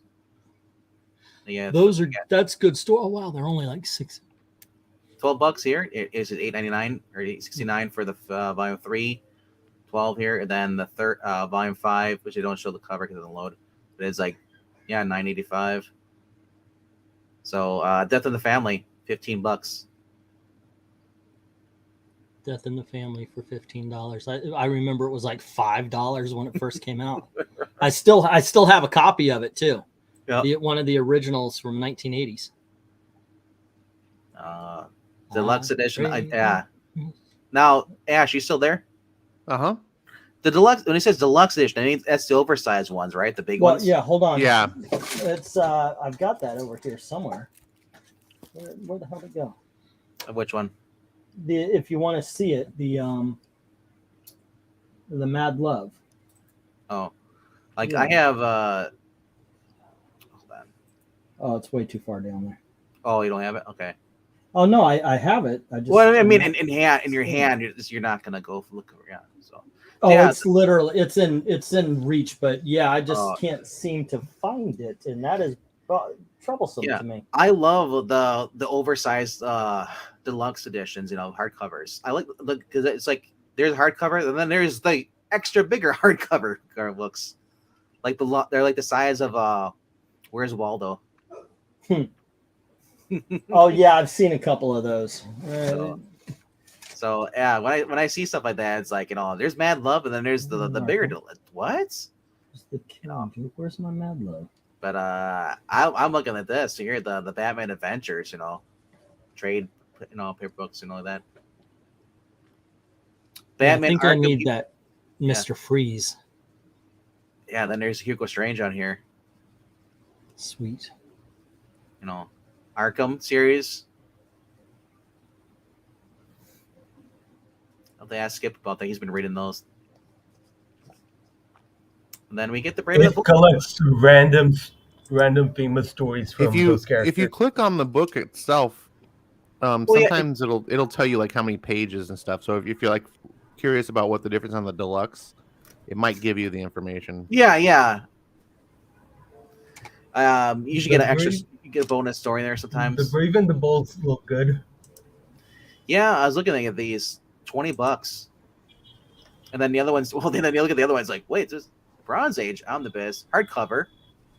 Look at it, jumps like up to almost $60. That's more the rare between the trade and the hardcover. Yeah. Here's the box set. Here's Scott's like the 0 year and stuff, That's part 2. This is the part second 2. one. Yeah. Yep. They don't have the first one. They probably did when they originally came out. Well, here's the omnibus right here. You want to get that?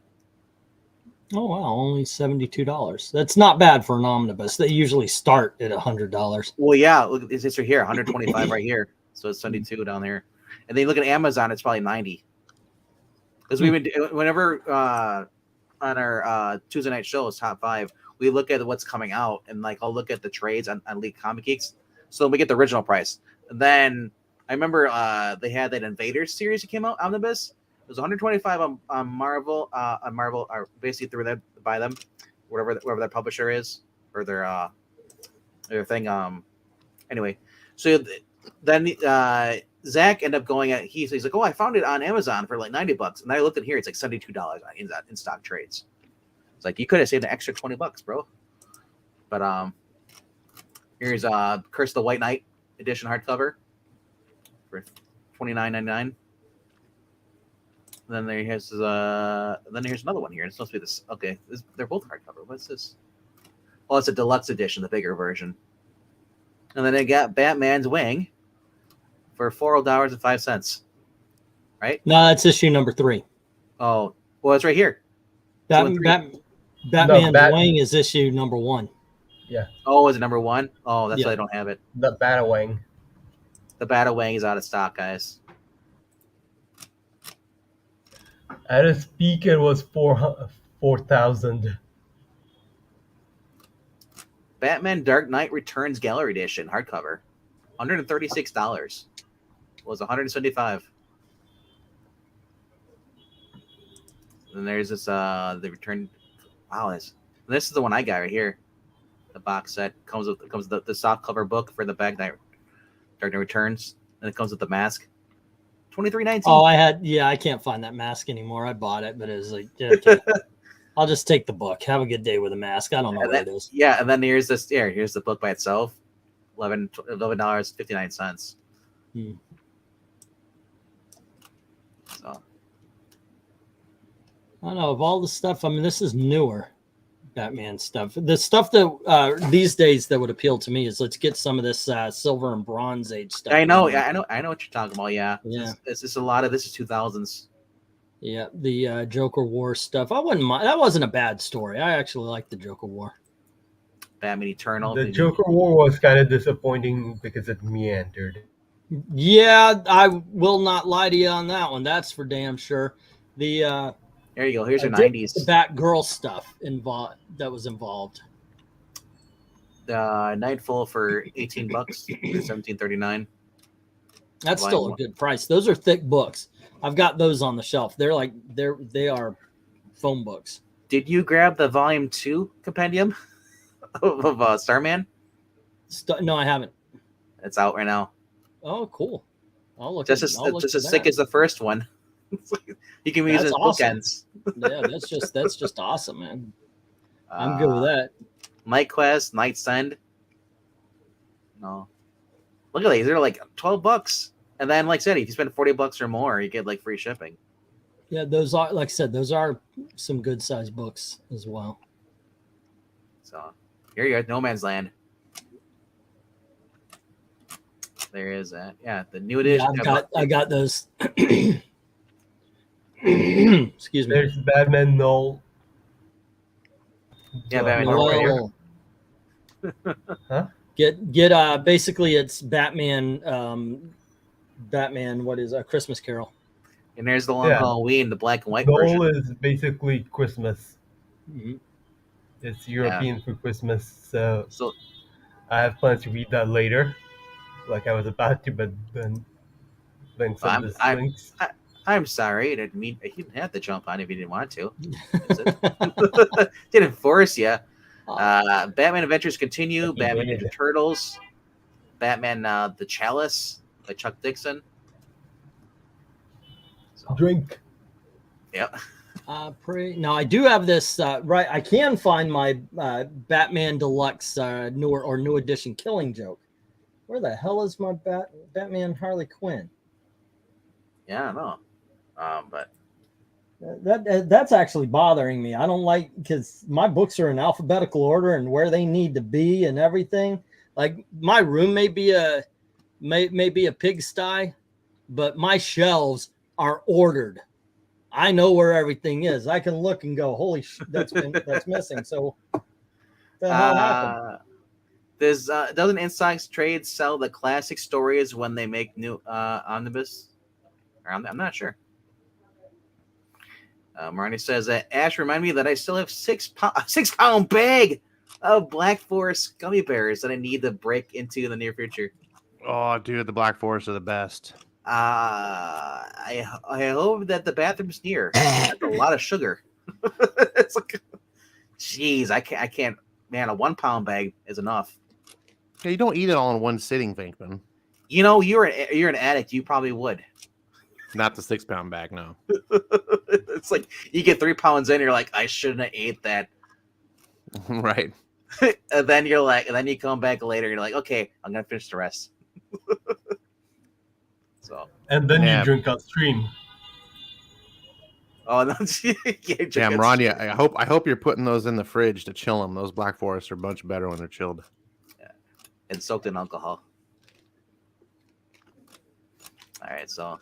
Yeah, the fridge is that thing under the sink that you pour down, then turn on something and it goes. All right, so how's the fridge is coming where out? Kyle Rayner's girlfriend is. So here's some new stuff coming out. Here's Incredible Hulk, Peter David Omnibus, Volume 2 coming out in January 4th. That's all right. Two covers here. Good stuff. Now this is cool. I saw this. This is the Daredevil Omnibus by Miller and Jansen. Okay, I'm just wanting Daredevil Omnibus number 2. I've got the first one. Let's not skip. We'll get to Frank Miller. Let's get out the second one. What's Daredevil? I mean, it's like 1 through 40 or something like that. Yeah, this is 158 through 161, and then 163 through 191. Includes the material from What If, number 28. So right here, I need the continuation of this book. I don't need to jump to Frank Miller just yet. Let's get the other books here. All right, that's all I got to say. You need a discount on that book because it's been eaten by moths. This one? Yeah, it's all see-through. Oh, yeah. The spine is a little also bent because I have been actually reading it. Now, it says because Ash, you want to eat a whole 6 pound bag in one night. Black Cat is like, is that a challenge? Challenge accepted.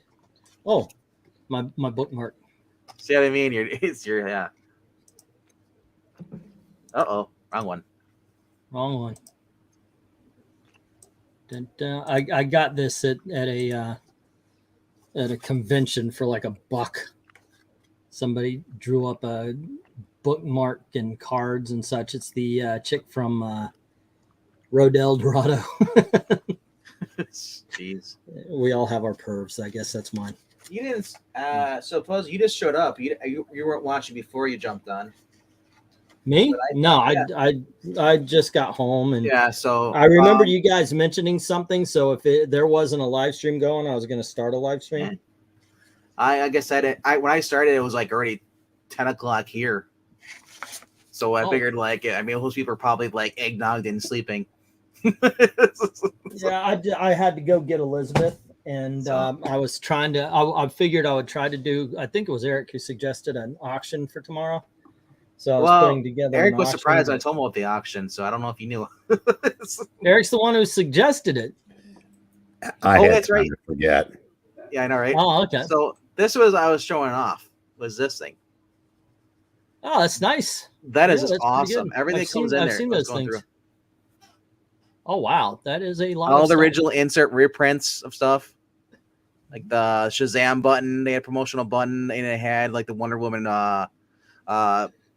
bookmark from 1987 when they basically promote literacy.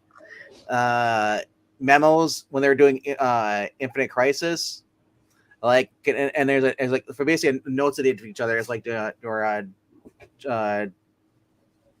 what's his name? Dan Giorgiano, where he's like, can we kill off Supergirl? It's like actually written on there, and it actually has like the list of names and stuff they have to be in there. Just memos back and forth they'd send. Just stuff you normally would never see in this, and stuff. So, like I said, I right now this is like a $20 thing, but back in the day it was like $50. Where'd you get it? For Christmas. Oh, okay, nice. But he got it from a flea market because this came out in 2008. That's how old this is. Oh, to answer MK, Krispy Kreme, except Krispy Kreme only glazed, because for all their other donuts, they use their glazed, but they don't take the glaze off of them. So all their other donuts at Krispy Kreme are way too sweet, but Krispy Kreme glazed, greatest donut ever. So as true statement. This was an ash can you'd get, an insert, 1940. Double Action great Comics, title. What's number 2. Awesome. Ash can, and only 3 copies are known to exist of this ash can. No copies of Double Action Comics ash can have ever surfaced. And then it has the insert. That's pretty cool. Dude, I know you don't do this for your channel very often, but in my opinion, make a video about going through that book. I'll have to talk to Breen about that, because Breen's got the same thing copy if he can find it. Look. But if he's up for it, bring him on and you two talk about it, and he can give you a little historical context for a thing you don't know about. Well, the thing about this book, it actually tells you stuff when you actually go to read it. So that's how I knew what it was, because the next page it actually tells you exactly what it is, the insert. It's like a giant photo album. So it has like the original Batman, and then like that's cool. Give him a mask, give him in there, and then it has like the little Justice Society secret coder and a decoder thing, and then the Wonder Woman fun stuff. Like I said, there's so much cool stuff in here, and then it tells you what it is. The Batman mask was this promotional mask that was created for the Philadelphia Record newspaper. On the back, it announces the Batman and Robin daily and Sunday newspaper strips. That's from 1943. And then it has Wonder Woman button. This rare button reproduced here as a sticker was offered in Sensation Comics number 5, which came out in 1942. Then the Junior Justice Society of America decoder. The Junior Justice Society made its debut in an ad in All-Star Comics number 14 in 1943. Readers could send in 15 cents and receive a membership kit with included a welcome letter from Wonder Woman, a badge, this cardboard decoder, a 4-page War Bond comic, and a membership certificate. Oh, 15 cents. That's asking much. Which you see here. I believe is, yeah. You got this here, the little certificate you get. So, nice. Like I said, there's a lot of cool stuff. I love just like the Golden Age stuff. So they include everything from DC here, from Hawkman to Scribbly to Boy Commandos, and it has like here. What's really cool is original note letters from them talking to each other. Just memos, stuff you just like would be lost to time.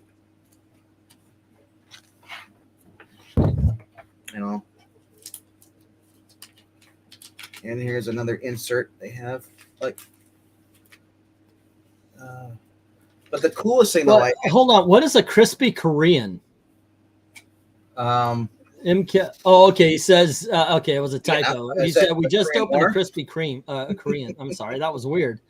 Wow. That's the Korean War, right? I guess. Yeah, we just opened Krispy Koreans. I know Crispy Japanese is right after Hiroshima. Oh yeah, just a few of them. Yeah. So here, I'll show you. So this was the insert. I showed everybody else. Let me get out. DC Crisis items. So, but it's basically a huge event and also generate. Anyway, so among the stacks of memos and letters from DC Comics writers and editors, there is these notes. There's a quest to Biggie and to kill Supergirl and a list of Crisis characters. So this is a copy of everything they had. We wrote down. Characters include. Well, they did it. And then here's the memo.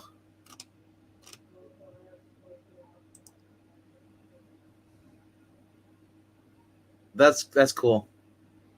They include this in there. Mm-hmm. So, but that's not even the coolest thing. There was actually a little insert they give you also. Oh, excuse me. Where did I put it? So included was History of the DC Universe poster.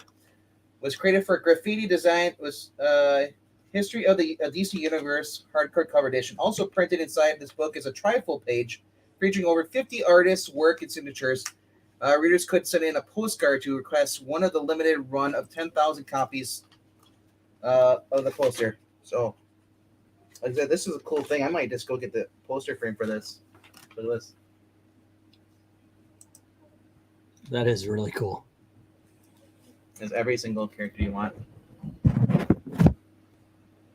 Oh, it was Dark Side before the weight gain. Yeah. He did put on a few pins since the 1970s. So, like I said, this is a cool thing, and it's available on eBay. So if you're looking for a copy yourself, I saw a few on there for $20 to $15, which is reasonable. So, like I said, that was the coolest thing I found in here. I was like, oh my gosh, all these cool things, and I was like, the poster like that. Oh, but it's a pain in the butt to try and lift up every single time. All right. Everyone's quiet now. Yeah, you're showing off a book. And I know, but I mean, like. And Evil Black Cat and Eric kind of just bowed out. They've got their mics off. Yeah, I saw that, yeah. They're like, I'm out. See ya, yo.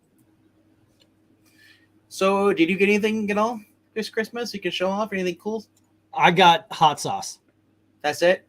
Yeah, and a gift card from my wife. So yeah, I got hot sauce. Gift card to where? Although it's downstairs in the kitchen, but it was one of those Walmart hot sauce sets. It was from Hell's Kitchen. I kind of wanted to try it because they had a chocolate hot sauce, and it's good. So basically the active present that I have is hot sauce and a bag of Lay's potato chips to test it. So it's my Christmas. So no, but look, no, we had a great Christmas. I wanted to cook, and I've been wanting to teach myself how to cook and how to make things. And so I wanted to do pulled pork instead of the usual. We still got a ham. Gail bought a ham, but I wanted to do a pulled pork and make my own barbecue sauce. And we made this apple barbecue sauce with apple juice, apple cider, just the apples, put some ketchup in, some brown sugar, some ginger honey, the whole 9 yards. And it was, oh man, it was really good. But for the afternoon, me and Gail and Elizabeth comes down, and we're all just cooking and talking, and it was a really nice Christmas, just from the connection there. And of course, Gail's mom decided that she wanted to blow it all up and start a fight, but everybody else had a great time. Yeah, so yeah, good time. At least as far as the gifts right now, I got hot sauce. Well, and I asked a piece of actually, how serious is the hot sauce? How hot is it, basically? Look, you're talking to somebody who I lived in Thailand. I eat Thai spicy stuff. So you're not going to find a hot. I got a ghost pepper. Oh, ghost peppers are so hot. No, they're not. They're not very hot.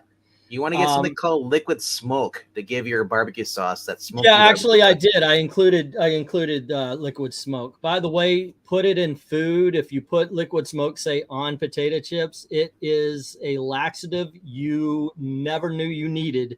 This thing will blow you out. Yeah, I've never understood why people go and buy smokers. You can just have your friends there sit there and smoke. Liquid, yeah.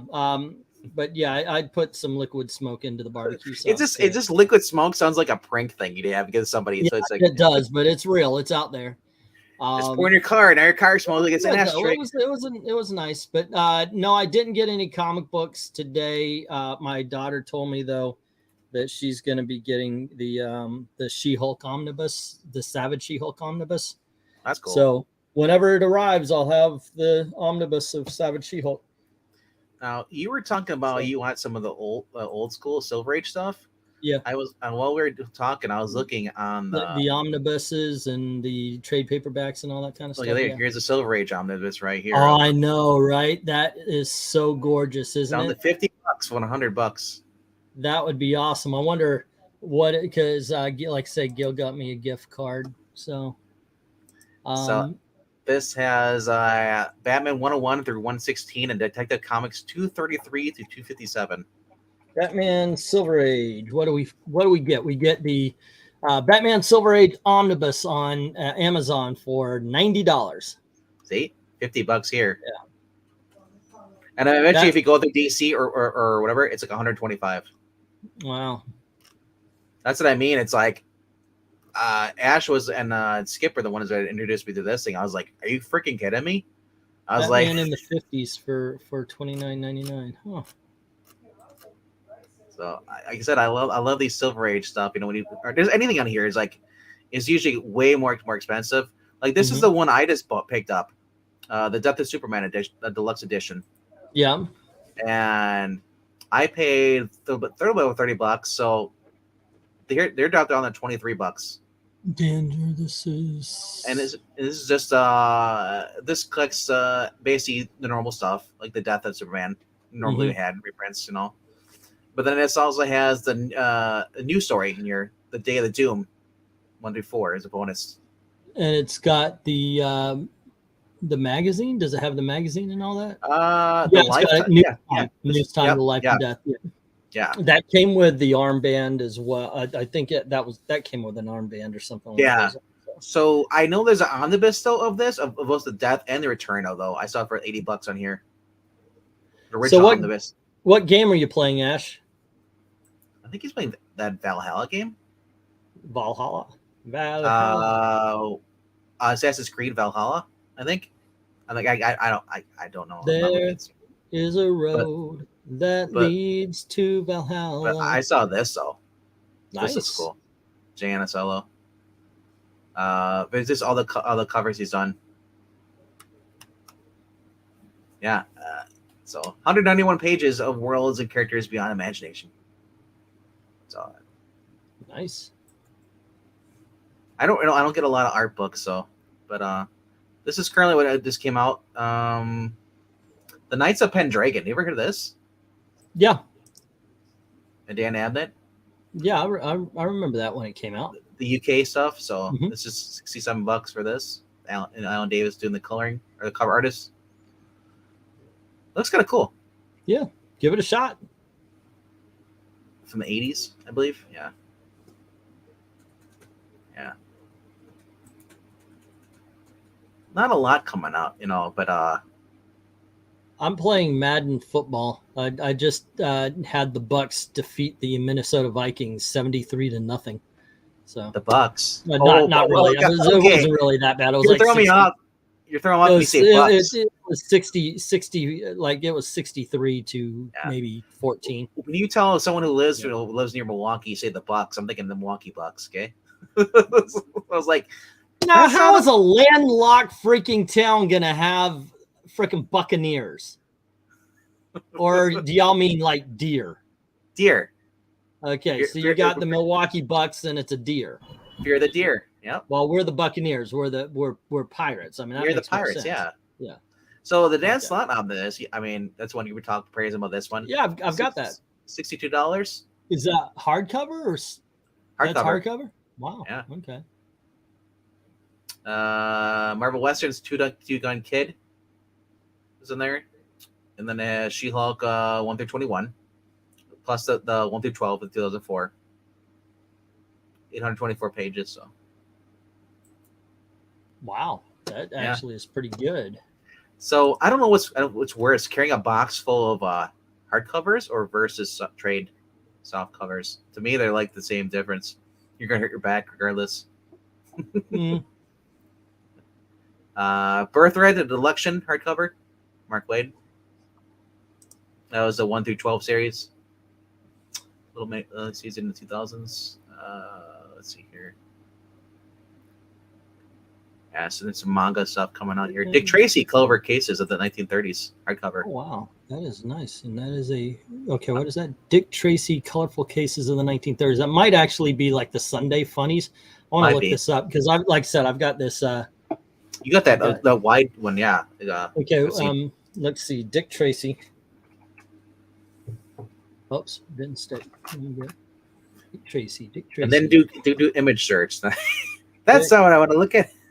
Yeah. And of course, I just type in Dick Tracy and I get all the movies and the TV shows. Of course. Okay. And it's a great freaking movie. I love the movie. Oh, it's only $7.99 too. I think I just bought Dick Tracy on Blu-ray. Yeah, it's $7.99 for the Blu-ray. It's going in the cart. Was it Madonna in that? Yeah. Okay, dude, I saw that a long time ago, only once. I've never saw it again. I remember liking it. I just never went back. Who was it? Warren Beatty? Yeah, or Warren Beatty, or whatever Beatty, whatever the main guy. So this has 168 pages. Yeah. Okay. $69.58 on this and 52 there. Yeah. And it's saying it has what's it got here? And this has free shipping. Selection of Sunday pages from 1931 to 1939. Yeah, that's what I kind of figured it would be. That's the other thing I keep in mind because I'm not an Amazon Prime member, so I still have to pay for shipping. But so I like this, the option I can just get over $40. I get free shipping. Does it have the complete Chester? Oh no, I guess not. It didn't say. I just said 150. What's the Iron Man? Where do you see that? Second row. Oh, right here. This is Epic Collection.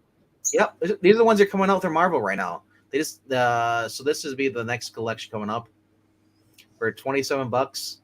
And this is issues Iron Man 233 through 234, and then Iron Man Crash and Marvel Fanfare 22, 23, and number 44. This includes the Grey Gargoyle and the Mandarin, Dr. Doom, and Tony's new flame, Kathy Dare. Yeah, Kathy Dare. I heard about what she did, and that's not good. What did Kathy Dare do? She's the one that shot him. Oh, okay. Or tried to shoot him. Jealous ex-girlfriend, I guess. She did. He was in a wheelchair for a while. Yeah. I see this thing on Amazon. It's called The Complete Chester Gould's Dick Tracy. The first volume, though, $71, $72. After that, they all dropped to around 30 to 50. Huh. How many freaking volumes are there of this thing? Dang. Here's a Marvel Masterworks hardcover, volume 24.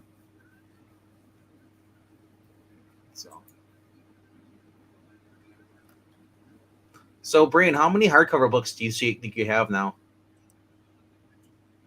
Because you've been doing trades. I mean, like overall, like you have a lot of floppy issues. Well, hardcovers probably 300-ish, maybe. Wow. And then if you add the paperbacks for the soft covers, I probably have close to 600-700 trades of various kinds, I guess. So you're basically a library. More or less, yes. It's a comic book library. I mean, most of it was there when I did that video. I mean, the comic book librarian. Haven't had a whole lot to that since then. But... Oh my gosh, you could be the comic book librarian. There you go. Yeah. So 252 through 262, and then it has the annual number 18. Nice. It's hard to believe that they're that far along in the series with Masterworks. Yeah, the volume 24. I mean, it's I thought they'd be further up. I thought they'd be like in the 400s by now, or at least for the issues. They're only in 200s. Masterworks don't come out that frequently. Which is shocking. I thought maybe they would. How can you do this thing? Now this came out. This was in stores. This was the Spider-Man Wedding album gallery, and I saw this was going for about $50 in my store, and it's only 27 here. Wow, that's nice. Not bad prices. I decided it's like another gut punch for. Remember when they were happy when we actually cared about Spider-Man? So I was talking to the postman the other day, and we were talking about the silly or the lame gifts that dads usually get, and he says, and I mentioned how you'll have, if you have 2 kids, they'll get you 1 sock each, so they they'll buy 1 pair of socks, and then it's 1 from each, and then he says, yeah, or they get you those stupid character socks, and I was like, well, I've got Punisher socks. Which ones? The one with swords? No. I got actually when they announced and when they started doing the comic book, I remember Walmart had the regular Punisher logo socks, so I went out and I bought them that day. There you go. So, what is this? Who's Omnibus? How much? $87. 87. Wow. Original price is $150. Yeah, there's 2 of them, by the way. Oh, that is volume 2. Yep.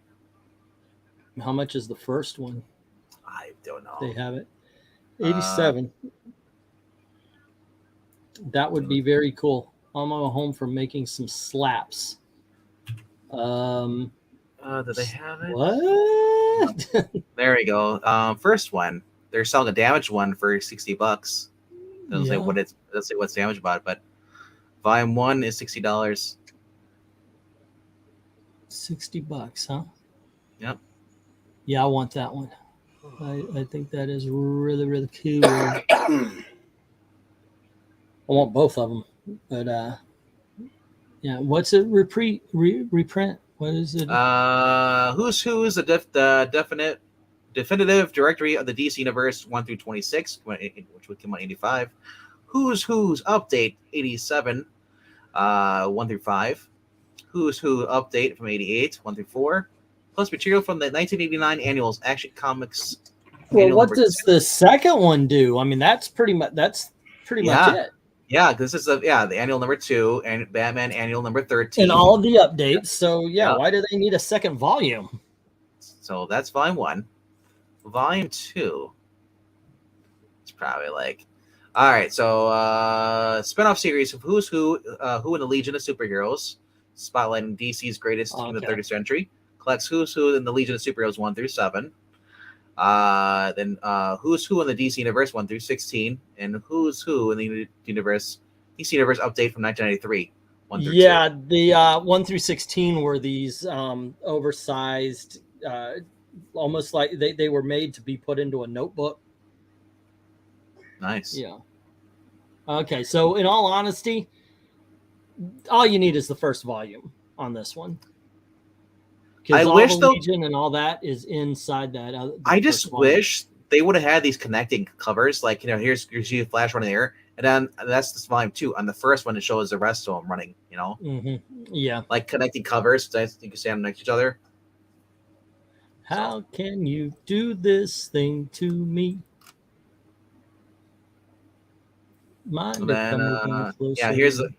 Here's Executioner's song. That's one I'm current out with Epic. Feeling this is the Jim Lee and Carlos Pacheco. Who recently just died this year, I think, right? Oh wow, yeah. This is from 81. Uncanny X-Men 81, 289 through 296. X-Men 91, numbers 10 and 16. X Factor from 1986, 84 through 86. X-Force 91. 16 through 18. So yeah, Epic Collection's been coming out almost every month. They have a new X-Men or Iron Man. So it's like, do I want to spend $50 on comic books or just get the epic collection of these? It's like, but my guess is if it's in the auction, you want to spend money on the comics themselves. Here, let's clearance sales right now. This is what's on sale right now. So we got, of course, not everything loads, but we got what is that? Crime done the hard. What is it? Crime does not pay. Yep. For 25. Alrighty, that one looks good. A lot of manga. A lot of manga. I know, right? A lot of manga. Ultimate X-Men World Tour. It was just the one, huh? Yep. But a lot of manga. Overstreet comic book, volume 46, Harley Quinn, is on sale. The Overstreet comic book.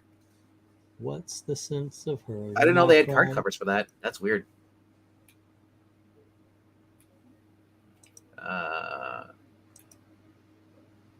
What else they have for spring sale? Anything? Always an Innovator hardcover. Your American Vampire. Yeah. Oh, the Batman: The Dark Prince. That's actually a good story. Is it all of it, or is it just part one? Oh, it's got $3.99. That's probably part one. This is book 2 of whatever. Okay, part two. Yeah. It was 2 hardcovers, and then they combined them. Now this is cool. Captain America hardcover, omnibus, Buscema. DC: The End of Eras. Oh, that's the Doctor Strange with the that's the first appearance of the blue costume. Over here, yeah. What is that? Doctor Strange Omnibus Volume 2 for $35. Damn, that's pretty damn good. Doomsday Clock Part 2 with slipcase, $6.24. Oh, what is that? Freedom Fighters trade paperback number 1 for $10. Get that. Yep. That is one of the greatest books that have been put out in the last 10 years. And it's the entire thing. It's not part 1. It's the whole thing. Yeah, it's the whole thing. Yeah, right there, guys. You want something recommended? Freedom Fighters by Robert Venditti. It was so effing good. And they also censored him flipping people off. Right here. Look at that. That is funny. But yeah, incredible book. Incredible book. Famous first edition, new fun. Wow. This is for $3. Mind if I move in closer? 48 pages for $3. This is that is nice. Yeah. Fun number 1. The comic is for the fledgling industry by being the first ongoing title made up of new stories instead of reprints of the newspaper comic strips.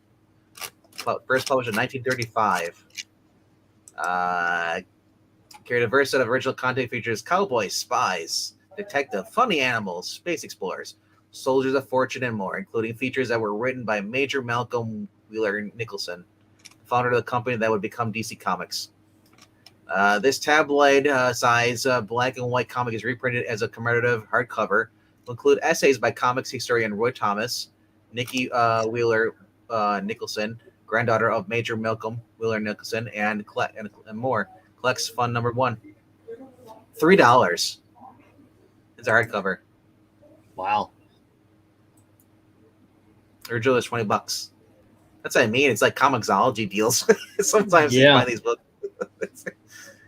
This $20 book is only to trade is only like 30 cents or 75 cents. So Incredible Hulk omnibus hardcover volume 1 with there's a Ross cover, and then there's a normal Peter David. I've been seeing that for about $60. Now $40 here. $40 there. Yep. Yeah, this is definitely someplace to go check out. The Inferior 5. Yeah, $7. That was a little bit more serious than what you would think it would be. I remember I read the first few issues. I'd never finished it though. We got Legion of Superheroes. We're Hero. $20. This is a hardcover. What are we looking at? This is Volume 3, Legion of Superheroes. For how much? 20 $20. Hmm. Was $100 originally. That's down to it's 80% off. Wow. That's what I mean. You go to like a comic book store, they're still selling it for $100. That is pretty good. New Teen Titans Volume 5 Omnibus. $35. 35. Wow. The New Mutants Volume 2. Number three. Number 3 is like $100 now. The New Teen Titans omnibuses. Yeah. I want an omnibuses for Christmas. Punisher There's Nubia school shooting. What? Nubia school shooting. Oh, right here. Oh, yeah. Remember there was this really bad one about Nubia and school shootings? Oh, look at this, E. I can look at it damn near anytime I want. It's right here. That's cool. I got this is a big ass book. No, I mean look at that. That is it is freaking huge. To read this one, you will give yourself a workout. Jeez. It is pretty damn huge. But yeah, it's good times. It's a good book. How much is that for sale? $82. Twice as much as I paid for mine. Yay! Looked out. You got that from Ollie's? Ollie's is cool. Yeah, I got that on Ollie's. It was a situation I saw. Like, this is what I do with all the omnibuses. If I find it, that is going in the pillow bin. I don't know if your Ollie's has one of these, but it's like couch pillows and everything, and it's a big ass bin. And I'll just I'll take it almost down to the bottom, and then when I got the money, I go back and pick them up. I fortunately don't have Ollie's. I'd be cool because they can actually have competition with the half price books. But unfortunately I don't have that. I would love it though, because can't stay. Shazam, World's Mightiest Mortal hardcover. $22.49. I wonder what it represents. Oh, and there's a Legion as well. Yep. What are we looking at? Shazam number 19, 20, 25, 35, and all new collector's edition hardcover 5B. Oh, wow. Was $50. That looks good. Yeah. So there is another one. Now here's the one I have here. Look at this, $15. I bought this off of eBay for $20. For here, it's only $15 off. This is the Man of Steel hardcover. I bought myself a Christmas present when I was done buying for everybody else. I was on Amazon, and I saw that they had the Batman movie for $10.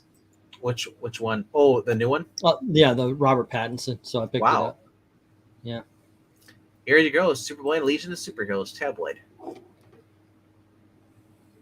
$18. Okay, so it's kind of like that Superman Muhammad Ali. So it's a reprint of the Treasury size thing. Yeah, that's pretty cool though. It's probably the same one I bought in my store. It looks that way. Yeah, worth the money. Cool. Superman, Batman. There you go. Here's your what ifs. I've got them. I've already.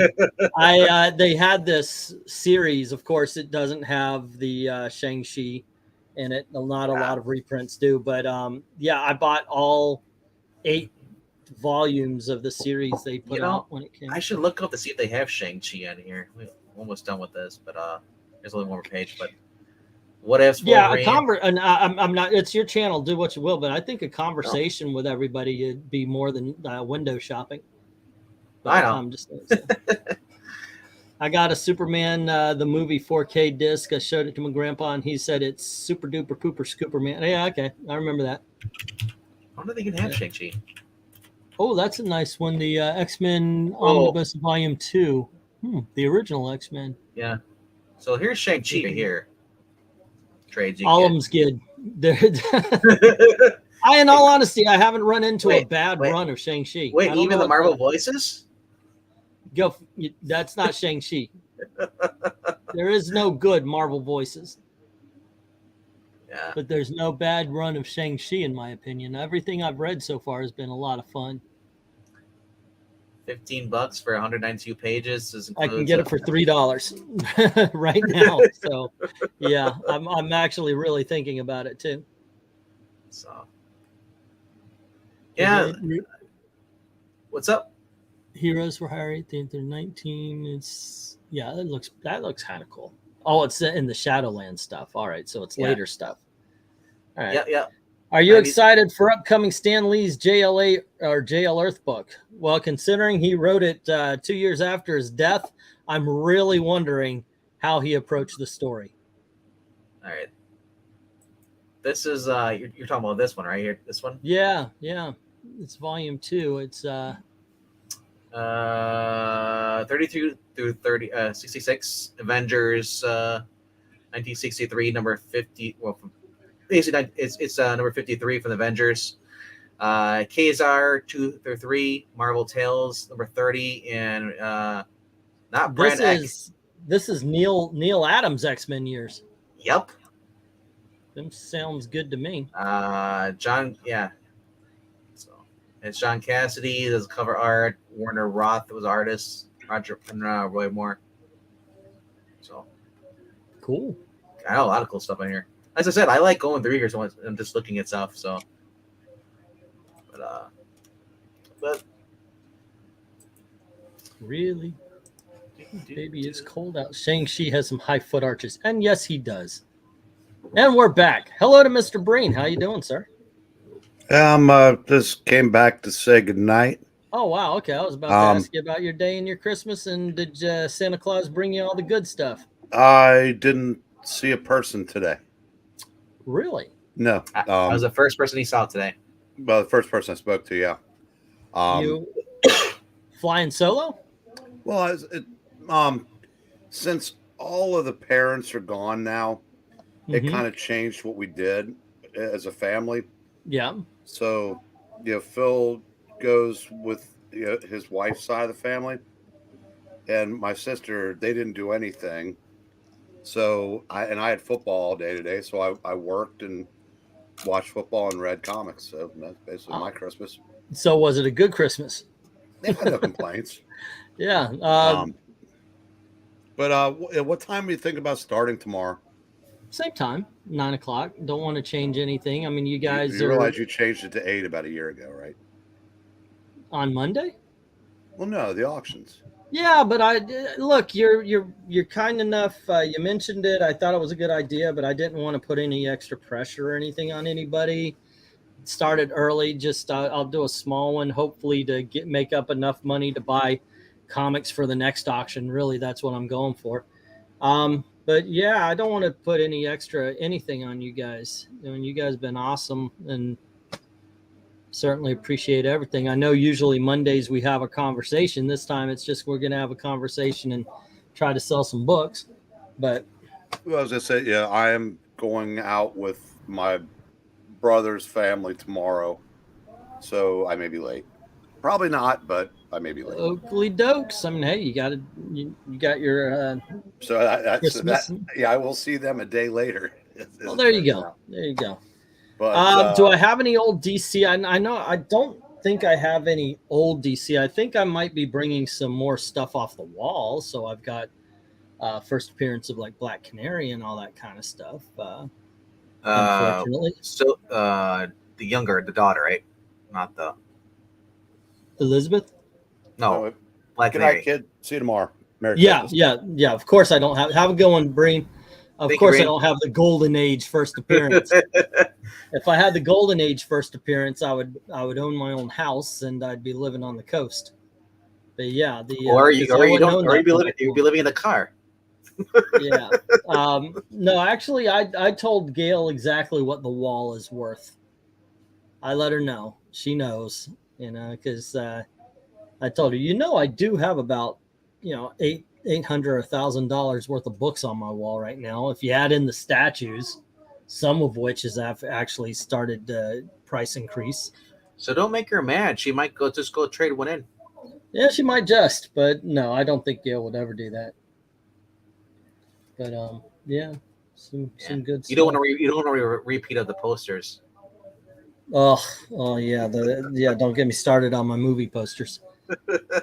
But yeah, in all honesty, I'm going to be discounting a lot of stuff that's been in the auction before, and I really bills hit at the same time. I was trying to hold on to the money, and because the way the guy does it now, you got to get $200 worth of books before free shipping. But the shipping right now is like $50, $70. Hey, can you cut this down a little bit? So I'm like $12 away from the 200. So it's either a price of 275 or 200. So I'm trying to win one more auction that's going to get me the $12 to make it to 200, and then I'm going to buy them. Yeah. But so yeah, I need to, except for bills hit. So I just found out that the $175 I saved for is now at like 80, and I'm expecting Gail's SeaWorld pass I bought for her last year for Christmas is about to come in as well. So that means 55. So yeah, got that to do. Just a little what I'm hoping to get for it. There's I bought a collection of Marvel 2099s. And then stuff like Action Comics 351, 412, Adventure Comics 360, Adventure Comics 370, All American Men of War 115, Aquaman number 28, GI Combat 141, 142, Ghost Rider, Wolverine, and Punisher Hearts of Darkness, House of Secrets 92, the Facsimile, Marvel Collector's Item Classics, Marvel Milestone Edition, Fantastic Four number 1, and Avengers number 1, Micronauts number 8, first appearance of Captain Universe, Mr. Miracle number 5, Power Man number 46. This is the where he fights Killmonger. Superboy 152. It's a Silver Age. Superman's pal Jimmy Olsen 130. The Avengers number 91. The Avengers 130. Werewolf by Night number 32. Facsimile. What If number 1, not Facsimile. So yeah, and in that collection, like I said, it's a whole bunch of the Marvel 2099s. I got a run of Unlimited, a run of Ghost Rider, a run of the X-Men, full run of the Punisher. That's going to be Doctor Doom.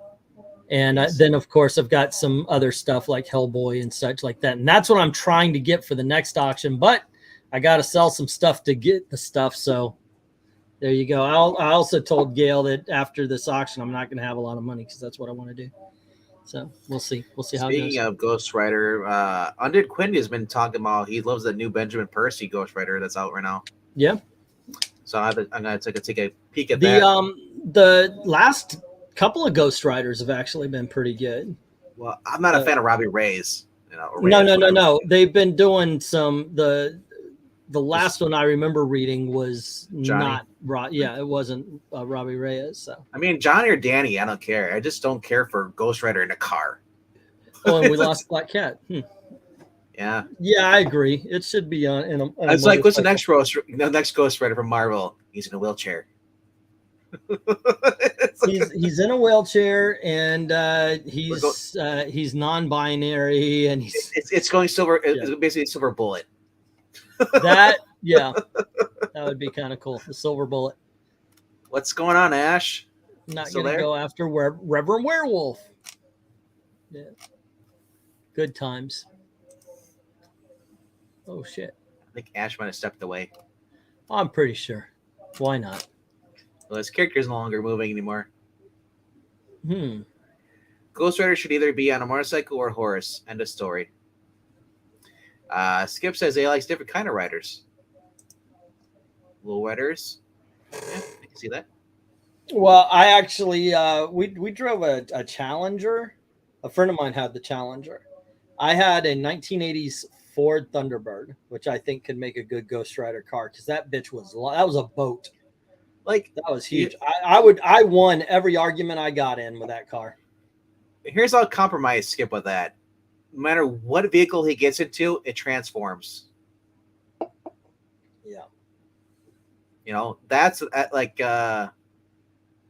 that's what I would do. Like if he gets a car, say he needs like a car, because Ghost Rider is like he's basically in the middle of the Johnny. He's at the grocery store, gas station mark. He's getting his groceries, and crap, he's got a coat because he's got to go do something. he runs out. He just steals somebody's car. Because I don't want Ghost Rider should never be a hero. He should always be like a guy. He's almost a villain, but not in a sense where he's more like an anti-hero, I guess you'd say. Okay. Because honestly, I mean, wouldn't he conflict with like Captain America the way he does things, the penance there, and how he goes to the criminals? Well, an anti-hero, I think. Yeah, that's like So I mean, like if he has to, he just hey, just take that car. Need to borrow your taxi, sir.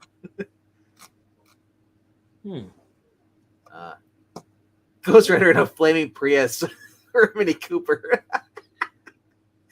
Yeah, Ghost Rider woke. That would be that. He stole the Oscar Mayer mobile.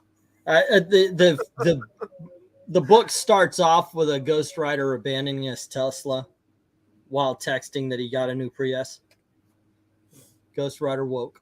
That's what we'll call it. Ghost Rider shouldn't change. I'm looking at this character here. I don't know if you guys have ever played it, and I understand this is medieval something, but there's a game called Sniper Elite where you're running through the woods and you get to shoot people, and they show the bullet go through the skull and all that kind of stuff. This kind of make me want to play this. Have you ever played it? I've heard of Sniper Elite, never played it, but there's other games. There's like mobile games like that. Yeah, where you are a stick figure and you have a gun. Yeah, I think it keeps me away from all of my natural tendencies. If I could just take a bead on somebody at a far distance and end their life, I'm not going to actually go out and do it in real life. So it's all good. It's all good. I appreciate that.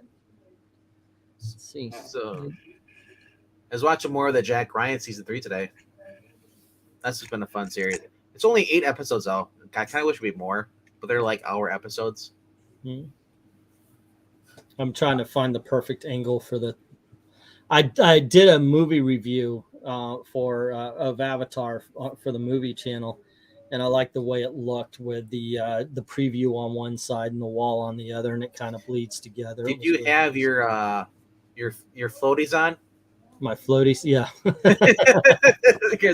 I haven't even checked my my YouTube yet, and I want to know, did we get copyright struck and pulled down? So, because remember I showed the Kenny G Christmas video. Oh, I don't know. It's Old Man Comics. So let me sign out and go over. I totally forgot about it.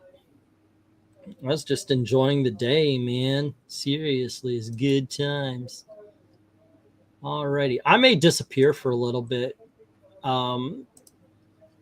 Just to work on some stuff to change I might just bow out, only do a couple of live streams because I want to get I want to change everything, and had so much fun doing these videos, and I've got my mojo back. It's really kind of cool. Did Ash go to bed and just leave his looks like that? And it's What's up? So you did your stream with that thing the other. I mean, you just did one the other night on. Yeah, you and I did one. Yeah. So which channel was it on? I Love Comics, right? I Love Comics. Yeah, it was on I Love Comics.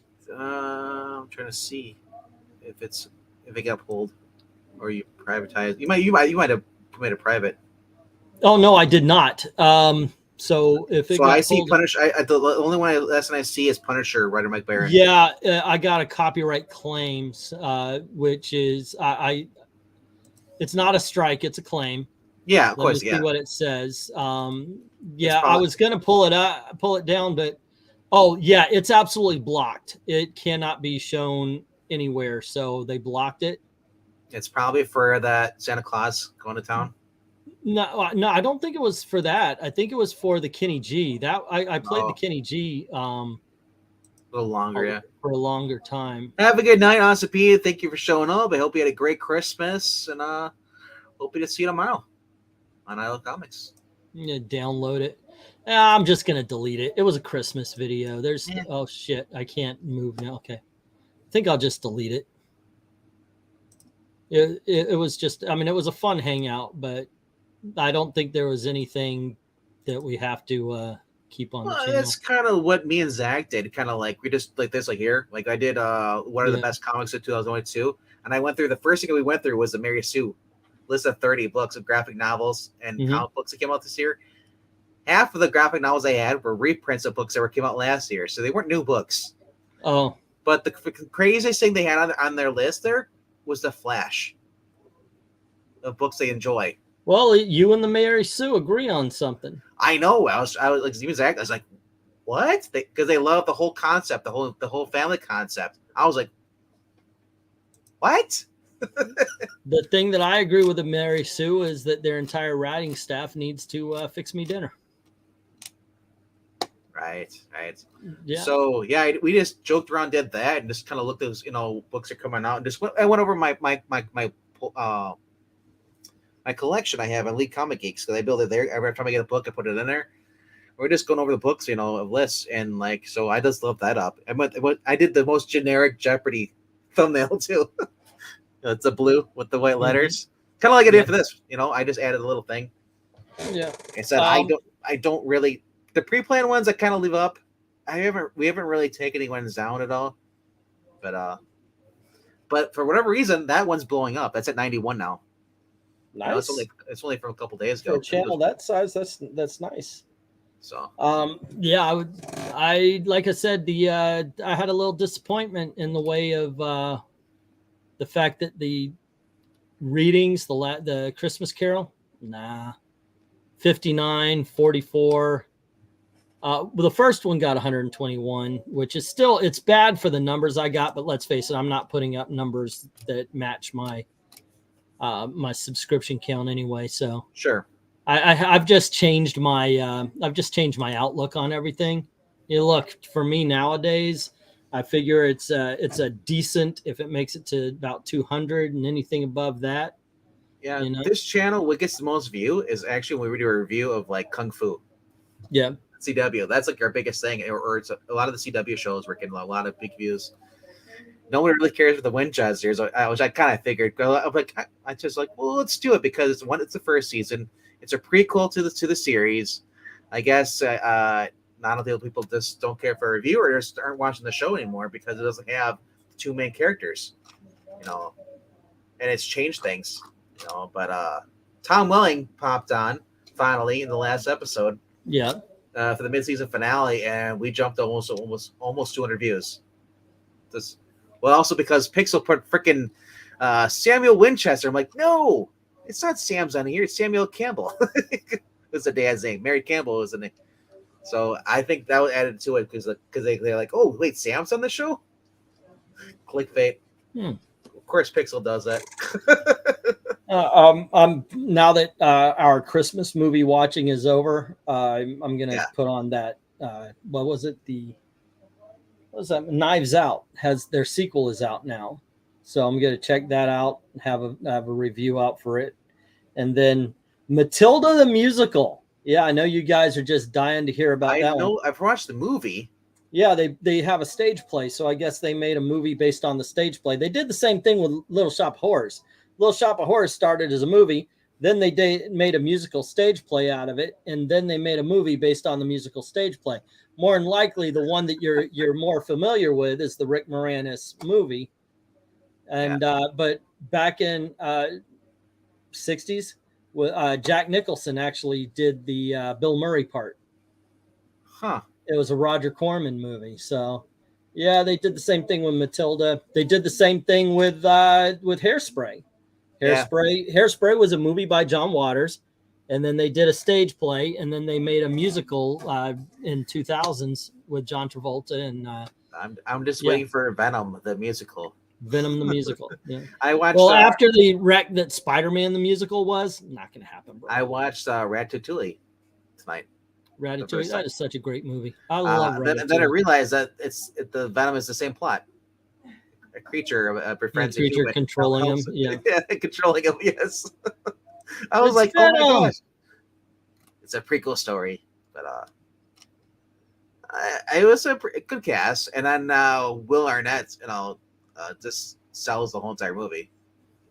At first, I didn't recognize him as being the main guy, the chef.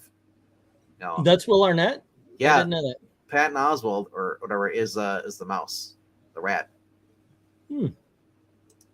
So, yeah, it was. I've never had a care to see the movie at all. I watched it. It was a good movie. It wasn't the best, but it was all right for Movie Beyond. I don't hate it. I just remember when that movie came out. They also had Flushed Away was another one that came out. Yeah, Flushed Away. Hugh Jackman plays a rat in the sewers. That's not bad either. I like that one. Like I said, is one of my favorite Pixar movies. Yeah, it really is a good movie. I think that might actually be the last of the great Pixar movies. There was just a run there where it's like Pixar can do no wrong. And then they got sold to Disney. Disney agreed to the deal. Like, we'll take them, but you have to do sequels to your movies. Yeah. I think they did that to tank Pixar. Because after that, the sequels aren't as great. The first half of Pixar is much better than the second half. The first half was Cars, right?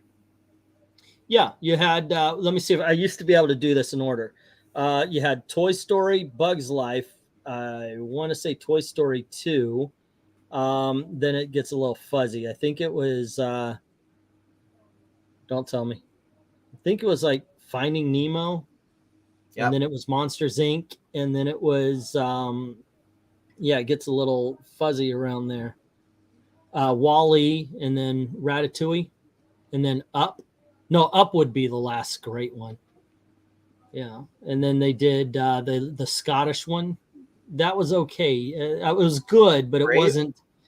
Yeah, Brave. It was good, but it wasn't great like the ones that came before it. And I think at that point they started to go, and then it was like Cars 2. Oh, Cars was in there somewhere, and then it was Cars 2, and Cars 2 sucked. Cars 2 it sucked. You remember Robin Williams playing Popeye? I saw it in the theaters as a kid, sir. Yes, I remember that. Yeah. Me and my cousin walked out of that movie. We thought it was funny as hell, and we were playing all the scenes and everything. Oh, it's about the wife that she was in the wife from Rocky too. No. Olive Oil was Shelley Duvall from Shining. If you ever saw The Shining, yeah. I love the music in that. I still love it today. I can see why. But now I recognize that Robert Altman was the worst director for Popeye. So they needed somebody a little more kinetic than Robert Altman, but it's still decent. It's still fun. Yeah, but I can see that the girl the one that played the Rocky, the wife, kind of looking like the girl from, kind of looking like the girl from The Shining, Yeah, well, yeah, she's got that same look. The big difference is Shelley Duvall and Talia Shire. I Talia Shire, yeah.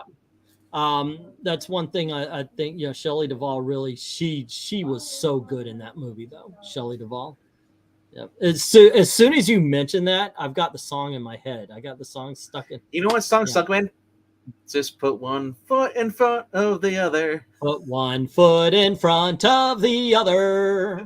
And soon you'll be walked across the floor. But yeah, that's the Santa Claus. I know, Put one foot in front of the other, and soon you'll be walking out that door. He just started walking on air too. It's crazy.